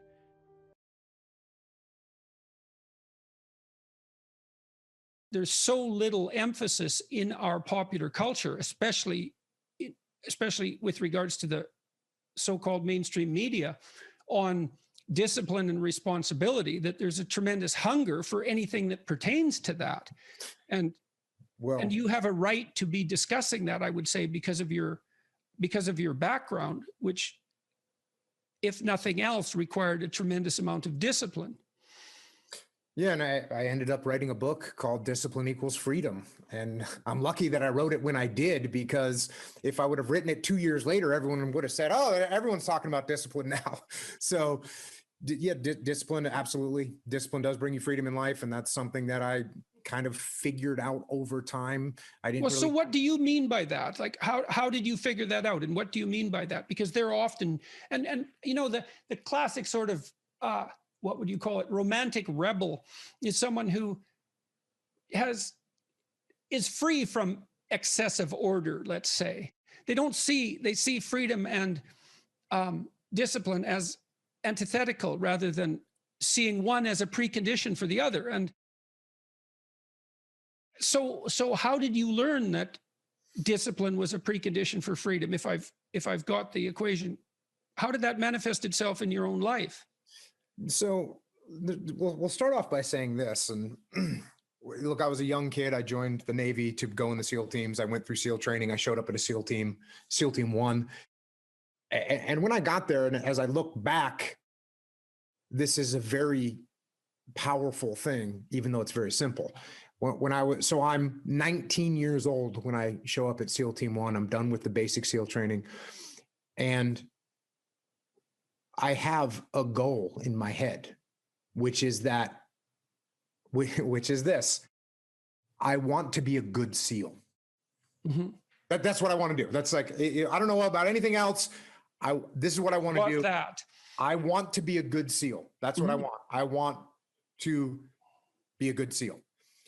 Mm-hmm. And so as a 19-year-old with all kinds of energy, and we haven't talked about my childhood yet, but I was kind of like a very rebellious kid. When you talked about seeing a kid that looked like you could have handed him a club or a battle axe and he would have probably been feeling a little bit better, I was like that. I was constantly looking around for a club or a battle axe because that's what I felt like I needed to do. And it was beautiful because I was running around the woods as a young kid playing Army. And I just went and actually played Army. That's what I ended up doing. So I never really had to force myself into some mold that I didn't want to be into. So I got to SEAL Team 1, and now I just want to be a good SEAL. That's what I want. And so now that starts steering some of my decisions.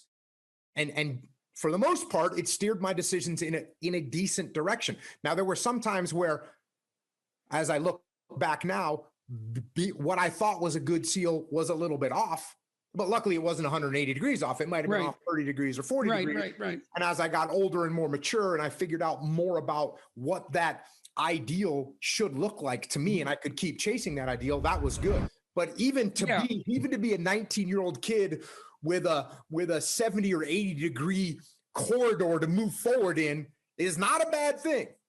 No, it's a gift. It's a gift, exactly. Mm-hmm. So then I'm looking around at other SEALs that were older than me and more senior to me and trying to figure out which one of those guys is a good SEAL. Yeah. And what I realized was that the guys that were working harder, for the most part, were good SEALs. Now there's just some people that are just way talented. Right. And they could show up, 3 minutes before a run or 3 minutes before we do a shooting competition, and they could just walk through it, no problem. Right. And that's great for them. It wasn't me. I'm not that great at anything, but I saw other guys that might not be great at anything either, but they worked hard. They showed up to work early. They did the drills that they were supposed to do. They had discipline. And when you have has amalgamated statistics, and I hope I get this right, but it's approximately correct. If you work 10% longer hours, you make 40% more money. Right. And so, and I think your comments about talent are also dead on. It's like in any field of enterprise, there are people who are phenomenally gifted. And then if they work really hard, they're even more phenomenally gifted, right? Those are the people who break records. But that talent apart, hard work actually works.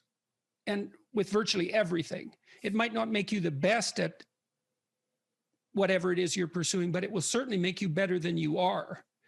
And then I have this new book. I hope you got a copy, because did you get a copy? Okay, so I'm bringing it up for a particular reason. I have a chapter in this book called, there's two that are relevant. Imagine who you could be and then aim single-mindedly at that. That's one. And then the course, or what would you call it? A complementary chapter is work as hard as you possibly can on one thing and see what happens. And that's also predicated on this idea that discipline is a precondition to freedom. So you were fortunate, like you had this goal, right? So that meant you had a goal, which is a really big deal because you could learn about goals. You had a sense of a higher mode of moral being, that I would rather be a good SEAL than the person I am now. Well, it's a code of behavior and a way of perceiving. So there's an ethic in that. And then you said as well, your conception of what good SEAL meant changed as you matured, but that's also fine. It wouldn't have changed unless you would have pursued that initial only partially accurate goal. And so that's also a really good thing for people to understand, is like, if you don't know what you're doing, aim at something.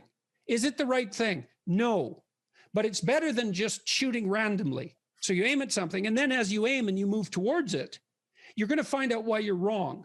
And then you might recalibrate your aim. And that's going to happen over and over, because as you move towards a goal, it recedes or it broadens, or it recedes and broadens. And otherwise you'd run out of things to do. Or how starting to clean up the room changed their life. That's quite fun, because it's something I always tell people to do instead of going out and protesting. Jesus, I just can't stand Cleaning up that. the room? Yeah. Meaning? Well, my sense is that if you want to change the world, you start from yourself and work outward, because you build your competence that way. It's like, I don't know how you can go out and protest the structure of the entire economic system if you can't keep your room organized. Well, I made a video which was called Message to Millennials, where it was called How to Change the World Properly. a bit of on the pretentious side, I suppose, but I was trying to produce something that was a counterposition to this idea that what you should do is go out and fix up other people. You know, that's just not right. And there's a New Testament line about that, something about, you know, not worrying too much about the log in your neighbor's eye or about the speck in your neighbor's eye when you have a log in your eye. What would the world be like if people stopped avoiding the things they knew they should do? You know, because the question is, how much are we contributing to the fact that life is an existential catastrophe and a tragedy? How much is our own corruption contributing to that? That's a really worthwhile question. Things you leave undone because you're angry, you're resentful, you're lazy, you have inertia. Well, you consult your conscience and it says, well, you know, that place over there could use a little work. It's the same as working on yourself, and so you clean that up because you can. And then things are a little clearer around you. And you're a little better off because you've practiced a bit, and so you're a little stronger, and then something else manifests itself and says, well, maybe you could like take a crack at fixing me up too. So you decide to do that, and then that gets a little bit more pristine. You know, and soon, and it's humble because you're not exceeding your domain of competence. You know, it's like, don't be fixing up the economy, 18-year-olds. You don't know anything about the economy. It's a massive, complex machine beyond anyone's understanding, and you mess with it at your peril. So, and can you even clean up your own room? No. Well, you should think about that. You should think about that.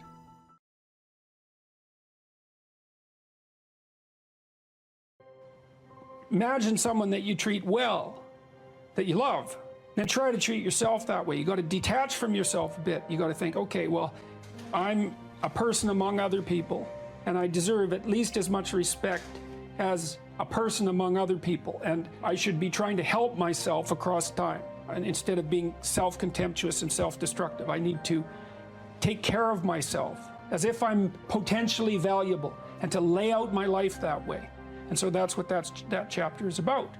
And it's hard for people, you know, they don't take care of themselves as well as they should. And I don't mean, you know, take care of yourself. I mean, that isn't what I mean. It's like, it's not a moralistic attack.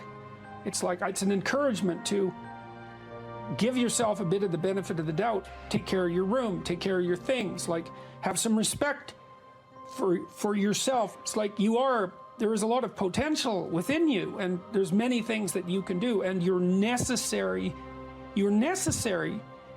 more than you think to the unfolding of things. Like if you make a bunch of bad decisions, things get worse, not just for you, like things get worse. And so it matters what you do, and so part of what you do is you want to treat yourself as if what you do matters. And so you want to have some respect for yourself.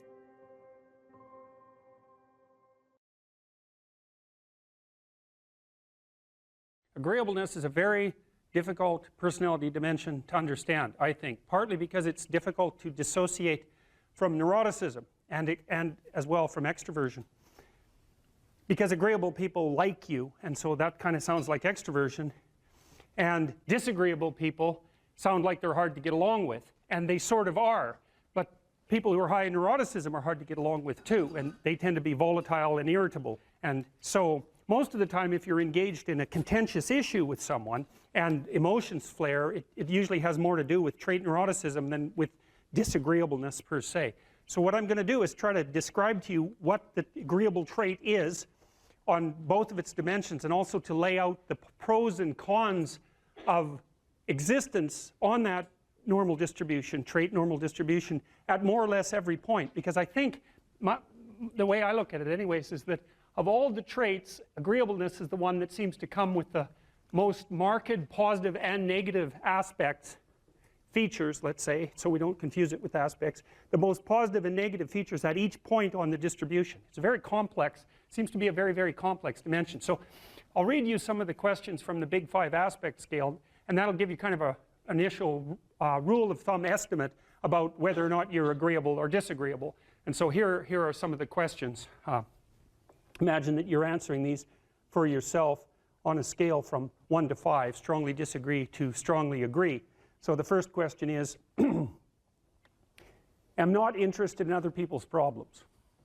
So if you are interested in other people's problems, that tilts you towards agreeableness, and I believe that's a agreeableness is divided into compassion and politeness, which also sound like very positive things, right? Because everyone wants to be compassionate and everyone wants to be polite, and so you might say, well, is that a virtue? Are those virtues, with the other end being actually negative, to be not compassionate, not polite? It's certainly worded that way, and that's actually a mistake, because we know that these traits are normally distributed, roughly speaking, right? And that means that there has to be positive and negative features at every single position on the distribution. And so to make the presupposition, for example, that being extroverted is being better than being introverted, or that being emotionally stable is necessarily better than being neurotic, is to make a confusion of moral obligation with trait position. You have to assume that there's advantages and disadvantages all the way along, or the distribution wouldn't have set itself up that way, especially because these seem to be biologically instantiated traits. So anyways, if you're interested in other people's problems, they like to unburden themselves to you, you care about it. That's a mark of compassion. If you're more or less indifferent to other people's stupid problems and you wish they just get on with it, then you're less compassionate, you're harsher and more, well, at the extreme, more callous. Let's see. Respect authority. That's politeness.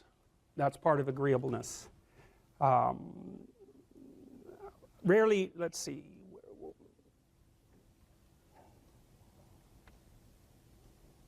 Feel others' emotions. Compassion. Inquire about others' well-being. Compassion.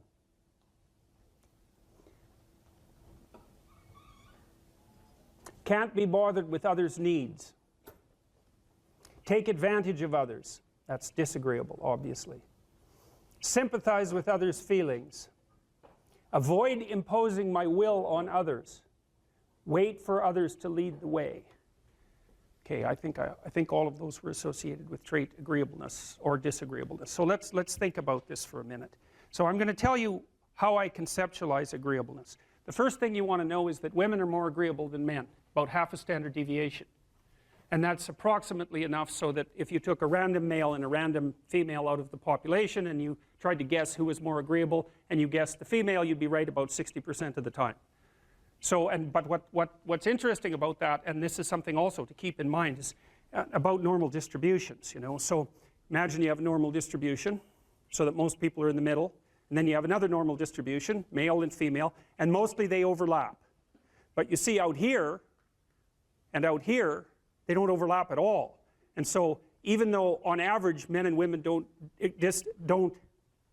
aren't that much different in terms of their levels of agreeableness by the group, if you go out and you look at the extremes, they're very different. So all of the most agreeable people are women, and all of the most disagreeable people are men. And the thing is, the extremes are often what matter rather than what's in the middle. And so one of the ways that's reflected in society, by the way, is there's way more men in prison. And the best personality predictor of being imprisoned is to be low in agreeableness. It makes you callous. Now you might think, well, what's the opposite of compassion and politeness? And the answer to that is, I think it's best sort of conceptualized as a trading game. So let's say that we're going to play repeated trading games. And if you're very agreeable, then you're going to bargain harder on my behalf than you're going to bargain on your own behalf. Whereas if you're very disagreeable, you're going to do the reverse. You're going to think, I'm in this trading game for me, and you're going to take care of your own interests. Where an agreeable person is going to say, no, at best this is, at worst this has to be 50-50, but I'd like to help you every way I can. Okay, now so you kind of understand that. Now the advantage to being agreeable then is that you're good in teams and you're very much likely to give other people credit. The downside of being agreeable is that you're not very good at putting forward your own interests. And so one of the things that predicts salary across time, for example, is agreeableness, and it predicts it negatively. And so it's part of the reason why women get paid less than men. And this is something for the women in the class to really listen to, because how you get paid across time depends on a very large number of things, right? It depends on your skills and your abilities and your position and your social network and all of that. But the other thing it depends on is whether or not you actually go ask for money, or maybe that you don't even ask, because actually you don't ask for money. You tell people that you need to be paid more, or something they don't like will happen. And I don't mean as a threat. I mean that you have to be willing when you're negotiating to have an alternative. You go talk to your boss who isn't going to give you money because everyone wants money, right? It's a competitive game. You're going to have to go there and say, look, here's what I do. Here's why it's useful. Here's why you have to give me more money. And this is my opportunities if you don't. And then you're not taking your boss's money anyways, because it's very frequently the case that he's working for a whopping big company. But he needs an excuse to give you money because everyone's asking for money all the time. And so you have to put your case forward powerfully and disagreeably. Now, you don't want to do it too disagreeably because then he's going to think that you're a son of a bitch and maybe he's not going to give you anything and maybe you'll get fired for being mouthy and all of that. And that certainly happens to people who are too disagreeable. You got to get the balance right. But it's definitely the case. And the other thing that happens to women that's also worth noting, and this is probably because they're higher in negative emotion, is they tend to underestimate their own utility in business settings, right? Because if you're trying to evaluate what you're like, and you're more tilted towards negative emotion, then the things that you do that are wrong are going to stand out more on the foreground than the things that you do that are right. So if you go into a negotiation and you're uncertain already because you have self-doubts, and then you're agreeable in the negotiation, what's going to happen is that you're not going to win as often. And winning in a business setting or in a career development setting means more opportunity for promotion and more revenue generated. Now, the downside of that, of course, is as you climb the business hierarchy is that you also have to take on more responsibility, and that responsibility is sometimes unpleasant as well, especially to people who are agreeable, because you're not necessarily liked if you're in a position of authority, and agreeable people really like to be liked. It's their primary motivator because they're concerned about the maintenance, I would say, of intimate, positive relationships. And that also makes them conflict avoidant. Yeah, well, we're not animals in a zoo. Like we're not camels in a zoo. We're not herbivores, you know. And just because we have enough straw doesn't mean we're going to lose our unbelievable capacity for destructive creation. And we don't know how to harness that, you know. And I've been trying, I suppose, in some sense, to meet that desire for a call to adventure with what I'm writing and with my lectures, and to use responsibility in this moral domain as a battle that's of sufficient intensity to engage young people in particular property. It's like, get yourself together, see how difficult that is, see what you can do, put yourself together, stop doing the things you know to be wrong, and see what happens. Put yourself together. And there's been an unbelievable response to that. And I think it's harmless in some sense, or as harmless as such things can be, because it is focused. It's like, change you. Leave the other people alone. Or if you want to change them, maybe you can do it through example. You know, but they're not the problem. You have enough problems with yourself. It's like, well, what are you complaining about? You've got enough to eat. It's like, fair enough, you know, who wants to starve, right? And so it's even hard to fight against. Well, I should be grateful for that. And yes, you should, but it's not enough. And you think about where we came from, our ancestors, what they struggled against, and from the time we were, you know, from our animal forebears all the way up to where we are now, whatever we're made for, it's not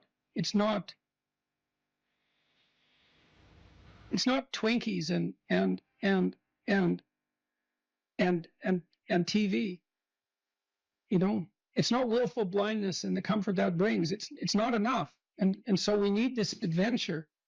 And that's something we're going to all have to contend with, because if we don't get the adventure right, then we'll get it wrong, and it'll lead us in terrible places. One of the things I've said that people have repeated many times, and that it's in memes, and you can buy it on, you know, merchandise items and that sort of thing. A good man is a very dangerous man who has himself under control. And no one ever says that. So you say to young men, look, like, your job is to be as dangerous as you possibly can be in every possible direction, and to control that, right? Not to be harmless and slothful and contemptible even in your own eyes. And that way you get the power of the shadow. You don't have to dispense with the anger and the aggression. You can integrate it. And that's way better. I mean, I had a remarkable conversation with Jocko Willink. I felt that it was remarkable. It was very engrossing. And Willink, he's unlike me in many ways. I mean, he's a physical specimen of sort of unparalleled proportions to begin with. He's about 2 feet thick, you know, and he's this military guy, highly disciplined and also extraordinarily morally integrated. And he's an admirable person because the danger is right there under the surface. But he has it rather than it having him. And we're uncomfortable with the idea that that's the proper route for socialization. We try to teach our children that only, you know, cooperative games are acceptable. And they know in their hearts that that's a complete bloody lie. It's not technically sustainable. It's not even conceptually correct. I'm not saying I've solved it. I talk to Bjorn about this a lot. It's like, I love your message. Wouldn't it be wonderful to eradicate absolute poverty? And he does this great job technically of rank ordering global concerns, doing a cost benefit analysis that's methodologically rigorous and saying, look, we can devote money here. We'll get a 20-to-1 return, mostly in child nutrition, as it turns out. Couldn't we do an immense amount of good with targeted spending? And the answer is clearly yes. We could eradicate child poverty in the next 15 years. We probably will. We could do great things, but we don't know how to sell it. And that's a huge problem. I've never had more of a response from a crowd than when I draw a relationship between responsibility and meaning. Without fail, that brings the crowd to silence. And it's because that connection hasn't been made explicit sufficiently, I would say, is that we find meaning in responsibility. And there is a messianic call that's embedded in this. And you can translate that into get yourself together, see what you could become. And, you know, much of Beyond Order is exactly that. It's push your limits, move beyond yourself, discipline yourself, but move beyond that discipline. Don't let that order constrain who you could be, because it's not a high enough order yet. And I would say it looks like that is attractive to young people, and perhaps specifically to young men, but not only to young men, and not only to the young. So, well, that's a problem that we have to address is, you know, we are doing a lot of things right, but it's not romantic enough. The clinical experience and my lecturing experience has been unbelievably positive in the main. And the clinical experience was positive because I was always on the side of the part of the person that was oriented towards their own health and improvement. That was part of our contractual pact. I'd often make that explicit. It's like, I'm not here for unconditional positive regard. I'm on the side of the part of you that wants everything to be better, and we're going to discover where that is, and we're going to work to facilitate it. And people loved that, and it was so gratifying to engage in that work. It was constantly positive. I worked with a huge variety of people, from people who had nothing, no gifts, and were just off the edges of the world, to people who were unbelievably talented and gifted, the whole gamut. And that was absolutely wonderful to see that range of people.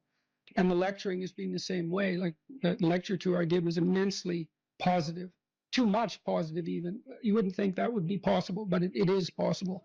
And I'm very positively oriented towards human beings in the main, despite, I think we're great, flawed and terribly, but no wonder.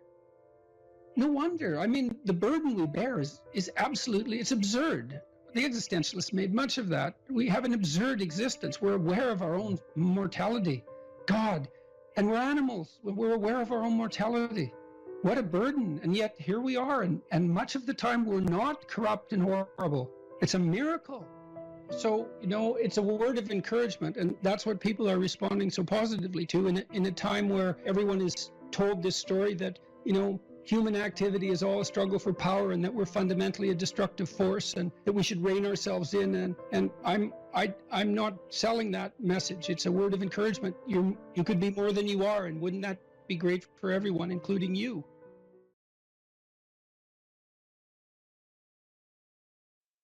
Your attention, for example, is mediated by unconscious forces. And you know that perfectly well. And this is another Freudian observation. You know, if you're sitting down to study, for example, your conscious intent is to study.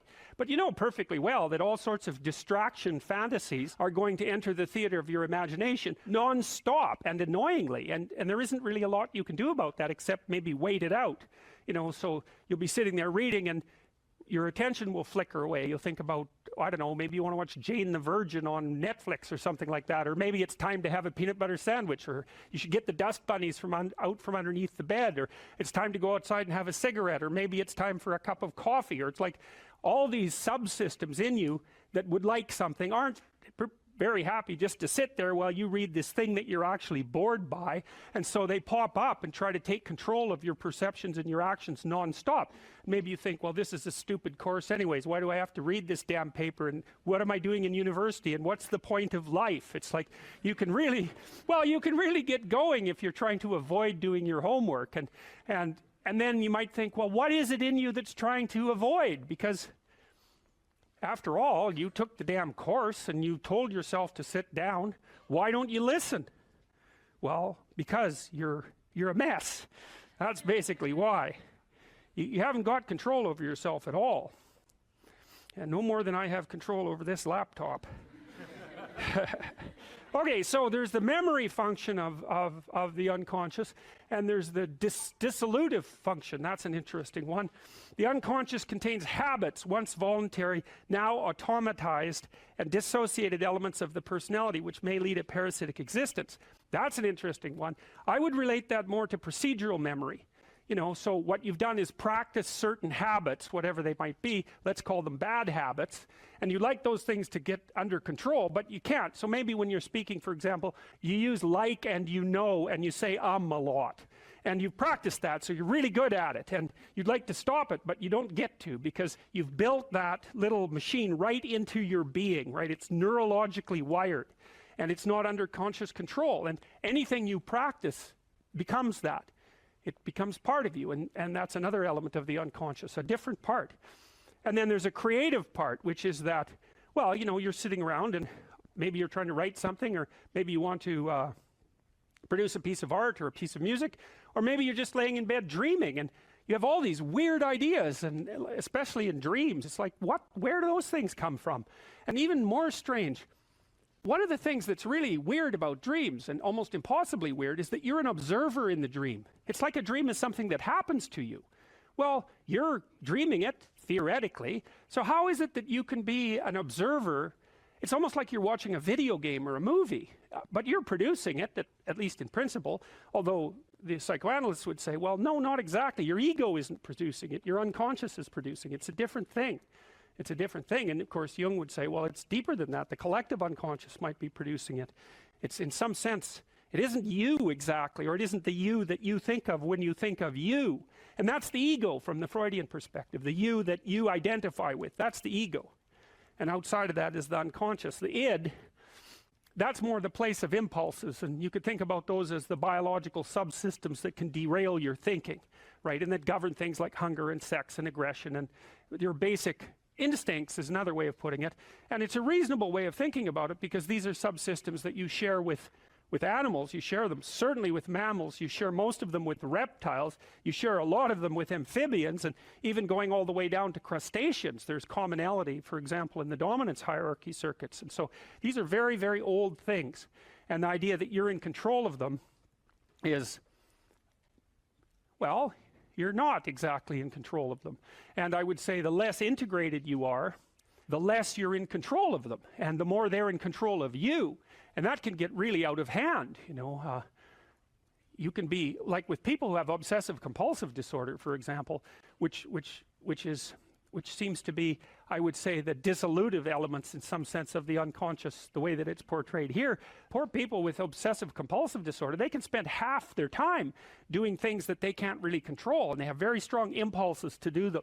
And it's very hard on them to block them, you know. They'll almost panic if those things are blocked. And then you have people with Tourette's syndrome, you know, that they'll be doing all sorts of weird dances and spouting off obscenities and imitating people without being able to control it, and sometimes a little bit of antipsychotic medication can dampen that down, but it's as if there are these autonomous semi-spirits inside of them that grip control over their behavior and make them do things. And you know, you find that to some degree in your own life, because maybe you've become very attracted to someone, even maybe you don't want to be attracted to the person, and then you find yourself, you know, texting them when you know perfectly well that you should be going to bed, and you know, you're in a grip of something, and you can't control it, and that's all part of the unconscious and all part of what Freud was studying. People don't get what they want is because they don't actually figure out what it is. And the probability that you're going to get what would be good for you, let's say, which would even be better than what you want, right? Because, you know, you might be wrong about what you want easily, but maybe you could get what would really be good for you. Well, why don't you? Well, because you don't try. You don't think, okay, here's what I would like if I could have it. And I don't mean in a way that you manipulate the world to force it to deliver you goods for status or something like that. That isn't what I mean. I mean something like, imagine that you were taking care of yourself like you were someone you actually cared for. And then you thought, okay, I'm caring for this person. I would like things to go as well for them as possible. What would their life have to be like in order for that to be the case? Well, people don't do that. They don't sit down and think, all right, you know, let's figure it out. You've got a life. It's hard, obviously. It's like 3 years from now, you can have what you need. You got to be careful about it. You can't have everything. You can have what would be good for you, but you have to figure out what it is, and then you have to aim at it. Well, my experience with people has been if they figure out what it is that would be good for them, and then they aim at it, then they get it. And it's strange because they don't it's a strange thing. It's not quite that simple, because, you know, you may formulate an idea about what would be good for you, and then you take 10 steps towards that, and you find out that your formulation was a bit off, and so you have to reformulate your goal. You know, so you're kind of going like this as you move towards the goal. But a huge part of the reason that people fail is because they don't ever set up the criteria for success. And so, since success is a very narrow line and very unlikely, the probability that you're going to stumble on it randomly is 0. And so there's a proposition here, and the proposition is, if you actually want something, you can have it. Now the question then would be, well, what do you mean by actually want? And the answer is that you reorient your life in every possible way to make the probability that that will occur as certain as possible. And that's a sacrificial idea, right? It's like, you don't get everything, obviously,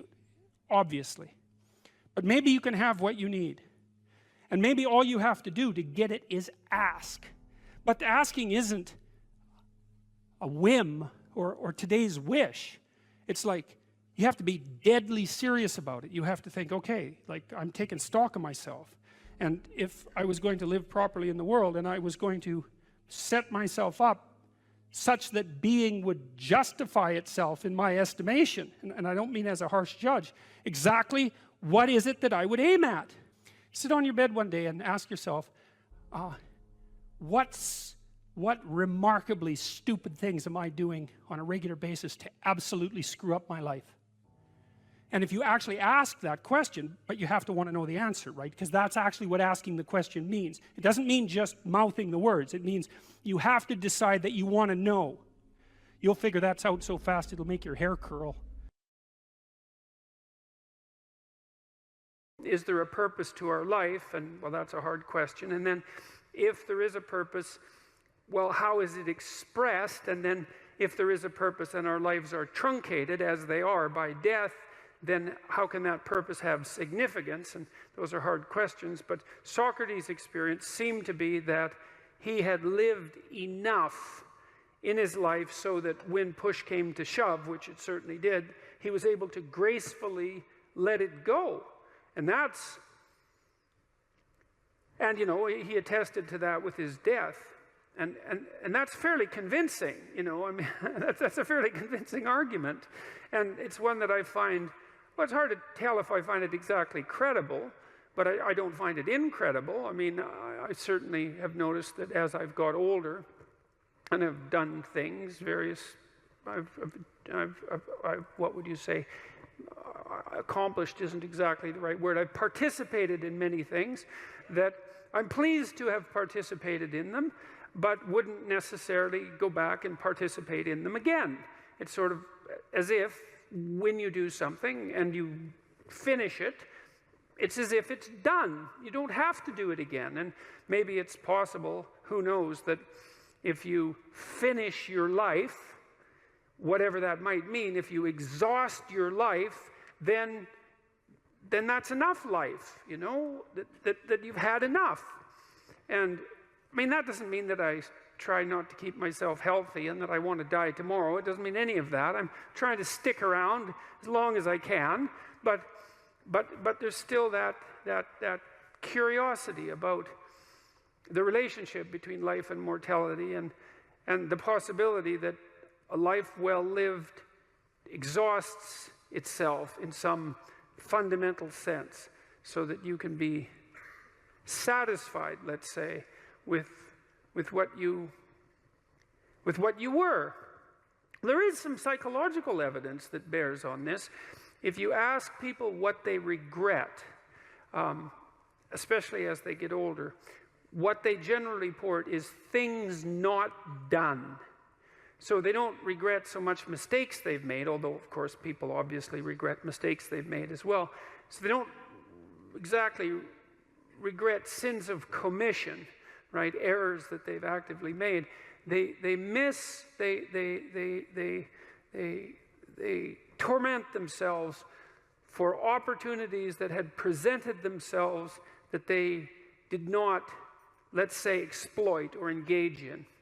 And I think that's worth thinking about too, because one thing that I have become convinced about with regards to human consciousness, which I think is equivalent to the spark of divinity in some sense that our fundamental stories insist has been placed within us, is that human consciousness is that faculty that confronts potential itself.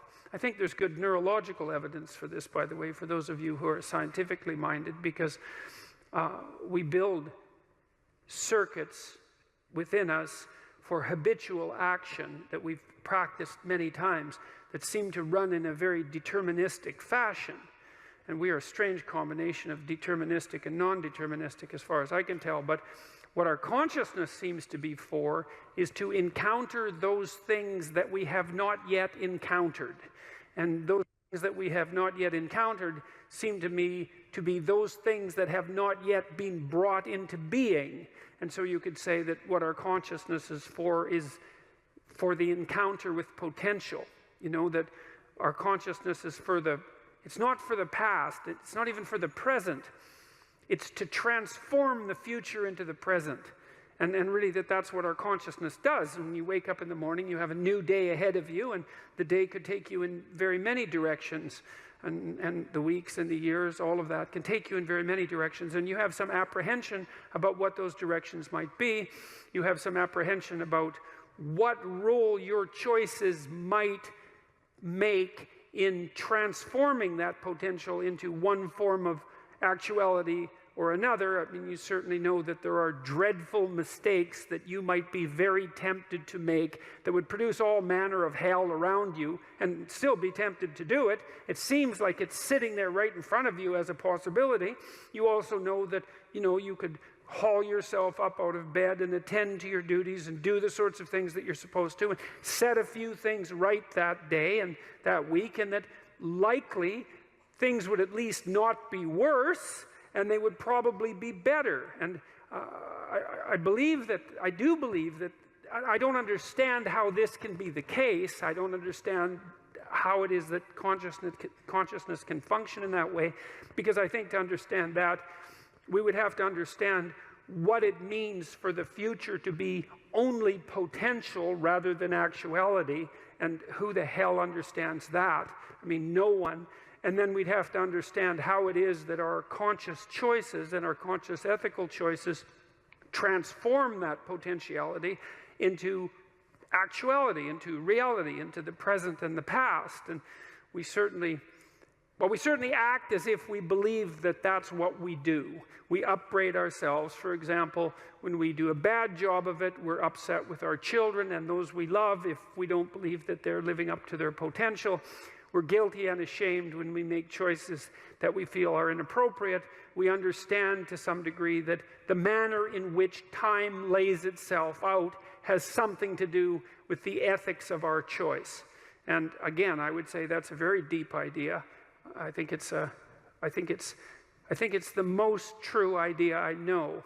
It's very emphasized, that idea emphasized in ancient religious stories such as those that are outlined in Genesis, or in Genesis with its strange insistence that, you know, God is that which brings order out of chaos, formless potential, generates the world out of formless potential, and that we're somehow made in that image, which seems to me to be the case. And that the proper way, by the way, to go about acting in that image is to act in relationship to the potential that confronts you with truth and with courage, with careful articulation. That's the logos.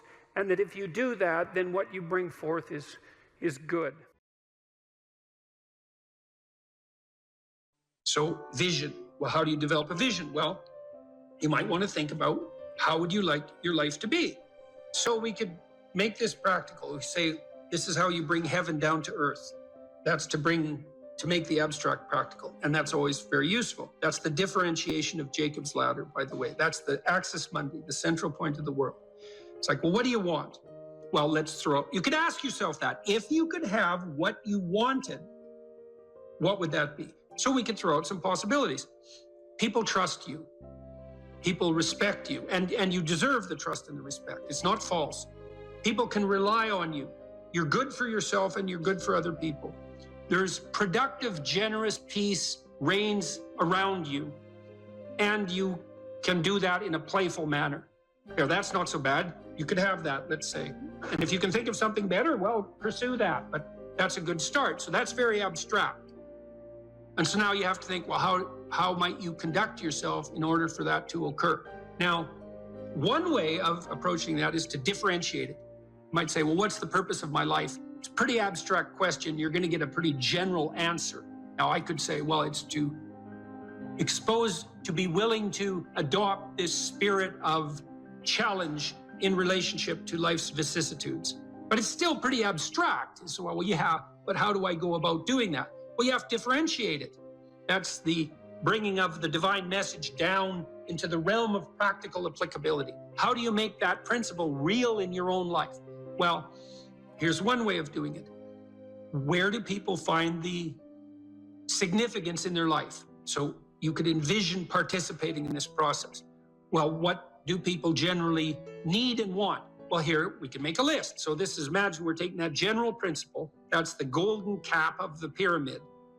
That's even the eye above the pyramid. That's another way of thinking about it. It's this superordinate principle, uniting monotheistic principle in some real sense. Now we have to differentiate it. Well, most people would like an intimate relationship. Okay, and so what does that mean? Well, intimate means physically intimate, but it likely means emotionally intimate, and it probably means iterating across some reasonable period of time, unless you just want everyone around from whom you're deriving physical gratification to be the whim of the moment, in which case you're basically a psychopath, and I wouldn't recommend that as a pathway forward. You're a narcissistic psychopath, and you might think, well, I get what I want. It's like, well, no, you won't, because your life will degenerate, so that's a bad theory. So you want an intimate relationship, and then you're going to have to treat that other person, well, how? Well, you can win an argument with your wife today, but then tomorrow, there she is in all her defeated glory. And so I don't know what the victory is going to win you.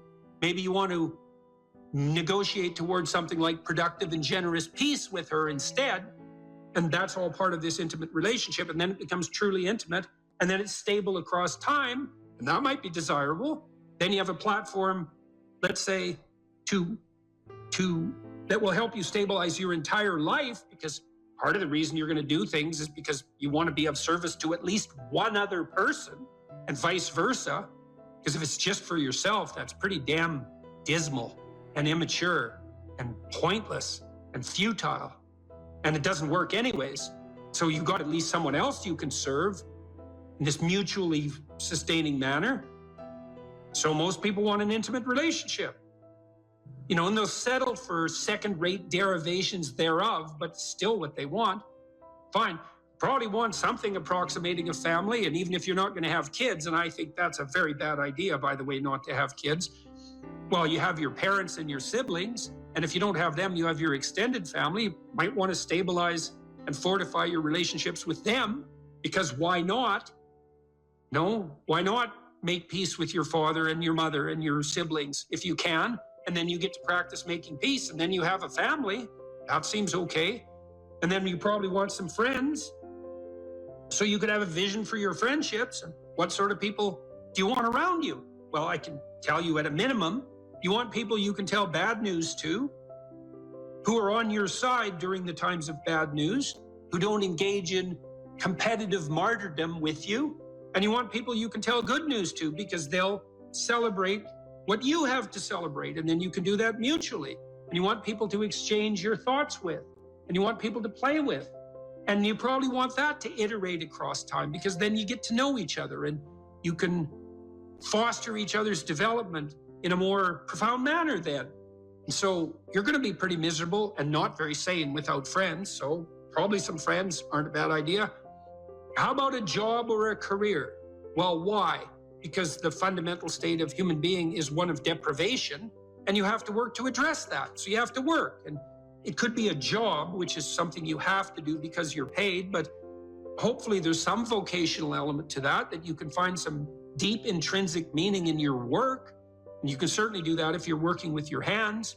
You can find a sustaining meaning in the responsibility you take in relationship to your job and your career. And then I would say also, if you're good at it, so you're skilled at what you do, plus you're a good team player, I don't care where you're working, it could become a real center of the world for you. You know, when I was a kid, 14, 15, 16, I worked in restaurants for years, and I really liked that. And that's a very complicated thing to do, to work in a restaurant. I was just a dishwasher and then a cook. As I moved up the ladder, let's say, and I learned to cook and I learned to clean and I learned to be hospitable and I learned to work in a complex, dynamic environment, because a restaurant is exactly that. And, you know, I got along with the people I worked with, and I came to work on time and I did my bloody job and I tried to do it right. And so most of the people who were my superiors, so to speak, were happy with me. They wanted me to be there and I wanted to be there. You know, it was still a pain when I was a kid sometimes to have to go to work when my friends were out, you know, drinking beer at the local river. And I might have wanted to do that instead. But fundamentally, immersing myself in that environment was positive in every sort of way and made me more responsible and mature. And I enjoyed it a lot. Many of the best memories I have from my adolescence in particular are the times I spent working in the restaurants that I worked in. And you can do that in a masterful manner. You know, there are great restaurants where you walk in and everything's perfect. It's so hospitable. Everyone is treating everyone else extremely well. The food is of immense quality. Like, that's a paradisal place. And you can work to make that. I don't care where you're working, you can work to make that happen. You can treat the people around you right. You can treat your customers right. You can shed your bitterness and your resentment. You can take on the lowly status of your beginner job as if it's also a field of unlimited opportunity, which it is if you can get your head around it.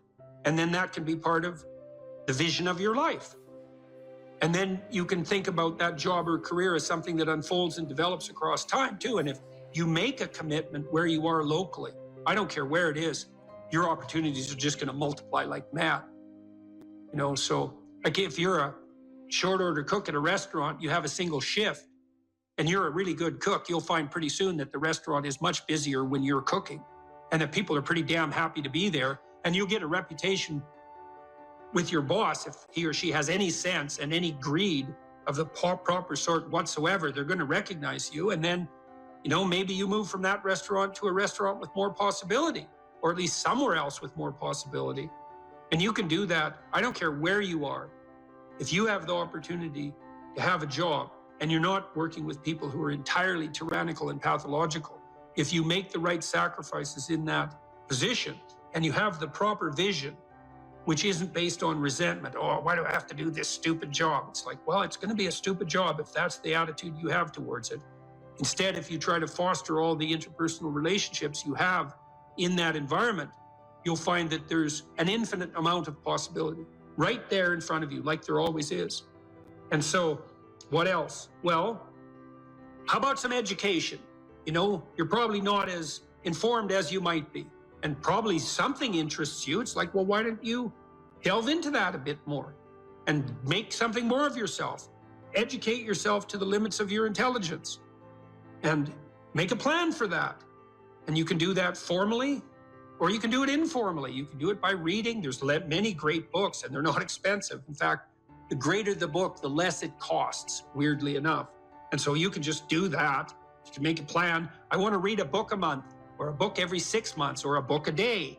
I don't care. Or I want to listen to a podcast a week, or something like that. It's like, expand yourself a bit. Have a plan to be educated. What else? What should you do with your time outside of work? Well, play a good game, right? Maybe you want to do something creative. If you're high in openness, that's probably what you want to do. Maybe you want to take on some civic responsibility and duty. That's what you might do if you're conscientious. Maybe you want to care for someone if you're agreeable. Or maybe you want a new domain for your ambition if you're more disagreeable. Maybe you want to work to make your family more secure. That would be a good way of constraining your trait neuroticism. Maybe you want to expand your social engagements. You're extroverted. It's like, fine, those are good things to do with your time outside of work. They're all matched to your temperament. You can mix and match and do a bunch of those things at once. You know, I used to talk to my students at the U of T and say, well, how much time, by your own definition, how much time do you waste a day? And the median, which is the most typical amount of time wasted, was always about 8 hours. It's like, oh, you waste half your awake time. And you wonder why things aren't going for you that well in your life. You can just do the economic calculations. Well, let's say you're worth $25 an hour, all things considered. Maybe you can't find a job that would pay you that much, but that doesn't mean your time is only worth what you could attain in a given job, because everything you do now echoes into the future. And so let's say it's $25 an hour just for the sake of mathematical computation. Well, that's $200 a day. It's $1,400 a week. It's $5,600 a month. It's basically $70,000 a year. So every year that you spend wasting 8 hours a day, you deprive yourself of the equivalent of a full-time and somewhat generous income. So that's just, and if your life isn't going very well, you might think, well, maybe it's because I waste half of it. That there could be some relationship between those things. Then you might ask yourself, well, what would happen if I wasted none of it, like zero? And you might say, well, how difficult is life? Well, it's ultimately difficult. It's like, yeah, well, it is. So how much of it do you have to use properly in order to contend with that ultimate difficulty? And the answer might be, well, all of it. And if you're not, well, you're going to suffer, obviously, because it's difficult. And so if you're wasting time, then you're going to suffer. And so you might want to have a vision for what you do with your time. And you could ask yourself, well, if I could conceptualize and structure my free time the way I wanted to, what would that be? And then you'll have a vision. And that it's like a revelatory vision in some sense if you ask the question properly, because you can ask yourself these questions. You can ask yourself them in the micro domain. Let's say you come home from work every day to your waiting wife and children, just to take a stereotyped example. It's like, well, you're doing that every day. How would you like that homecoming to go? If you could have it the way you wanted it to be, it's like, what would you like your wife, how would you like your wife to welcome you when you returned home? And then you could sit down and talk to her. It's like, I come home every day. That's every day. That's like 15 minutes of every day. That's an hour a week. It's 50 hours a year. It's 1 work week. It's 2% of my life. It's like, how do I want to be welcomed when I come home? And your wife might say, well, how do I want you to welcome me when you come home? You might think, yeah, well, maybe we could get both of those right together. And then we could be welcomed in a way that was really good for both of us. What would that look like? Well, you know, I'm tired when I get home. And she might say, well, I'm tired too, because I've been taking care of the kids all day. And he might say, well, I don't want to hear about every problem that happened at home the second I get in. And she might say, well, I don't want to hear about all your problems at work right away either. It's like, okay, but we do need to talk through the problems. It's like, yeah, that would be helpful. So, you know, when I come home, why don't I say, honey, I'm home, And why don't you come and give me a hug? And why don't we notice for a moment that we're happy to be together, which is why we got married to begin with. And we could appreciate the fact that we're together. And then maybe we could have something to eat. And we can figure out how to arrange that. And then maybe we could sit for 15 minutes and talk about what happened during the day. And that could be our routine. It's like, well, what do you think of that? Well, here's how I'd modify it. It's like, okay, let's modify it that way. Well, then we'll implement it and see how it works. And then it's like 2% of your life fixed. You do that 50 times, which isn't that many times. It's 100% of your life is fixed. And then when it's fixed, you can even make it better. And doing that 50 times is just not that much. And lots of things iterate, right? You do the same thing every day. You get those things you do every day right, man, you're on the way to having your life together. That's the ritualization of time and space in some real sense. And the application of what's essentially a religious attitude to all the elements of your life that you might otherwise regard as mundane. Oh my God, I have to do the same thing every day. It's like, hey, that's your life, man. The things you do every day. Get those things right. So you're at a particular stage right now, and that stage would involve a particular worldview and the behaviors that go along with that. So the perceptions and behaviors. But it's not enough because you haven't mastered the whole world and you're making mistakes all the time. And then there's other neurological mechanisms that, so maybe that's a more left hemisphere phenomenon, the instantiation of that identity. Then there's right hemisphere mechanisms that are tracking your errors and sort of and keeping track of them. And the errors are an indication that your theory is incomplete. So the errors accumulate and the information around the errors accumulate and another identity starts to become formulated. And it solves all the problems your previous identity did, but also some additional ones. When you have an aha moment like that, it's the manifestation of that next identity that's making itself known. It's you know, because it's being built from the bottom up. It isn't explicit yet. And then you'll encounter an explicit statement. You mentioned a couple there, and they map onto that. And that's the aha. It's like, oh yes, that's what ties together these things that I've been wrestling with in the back of my mind.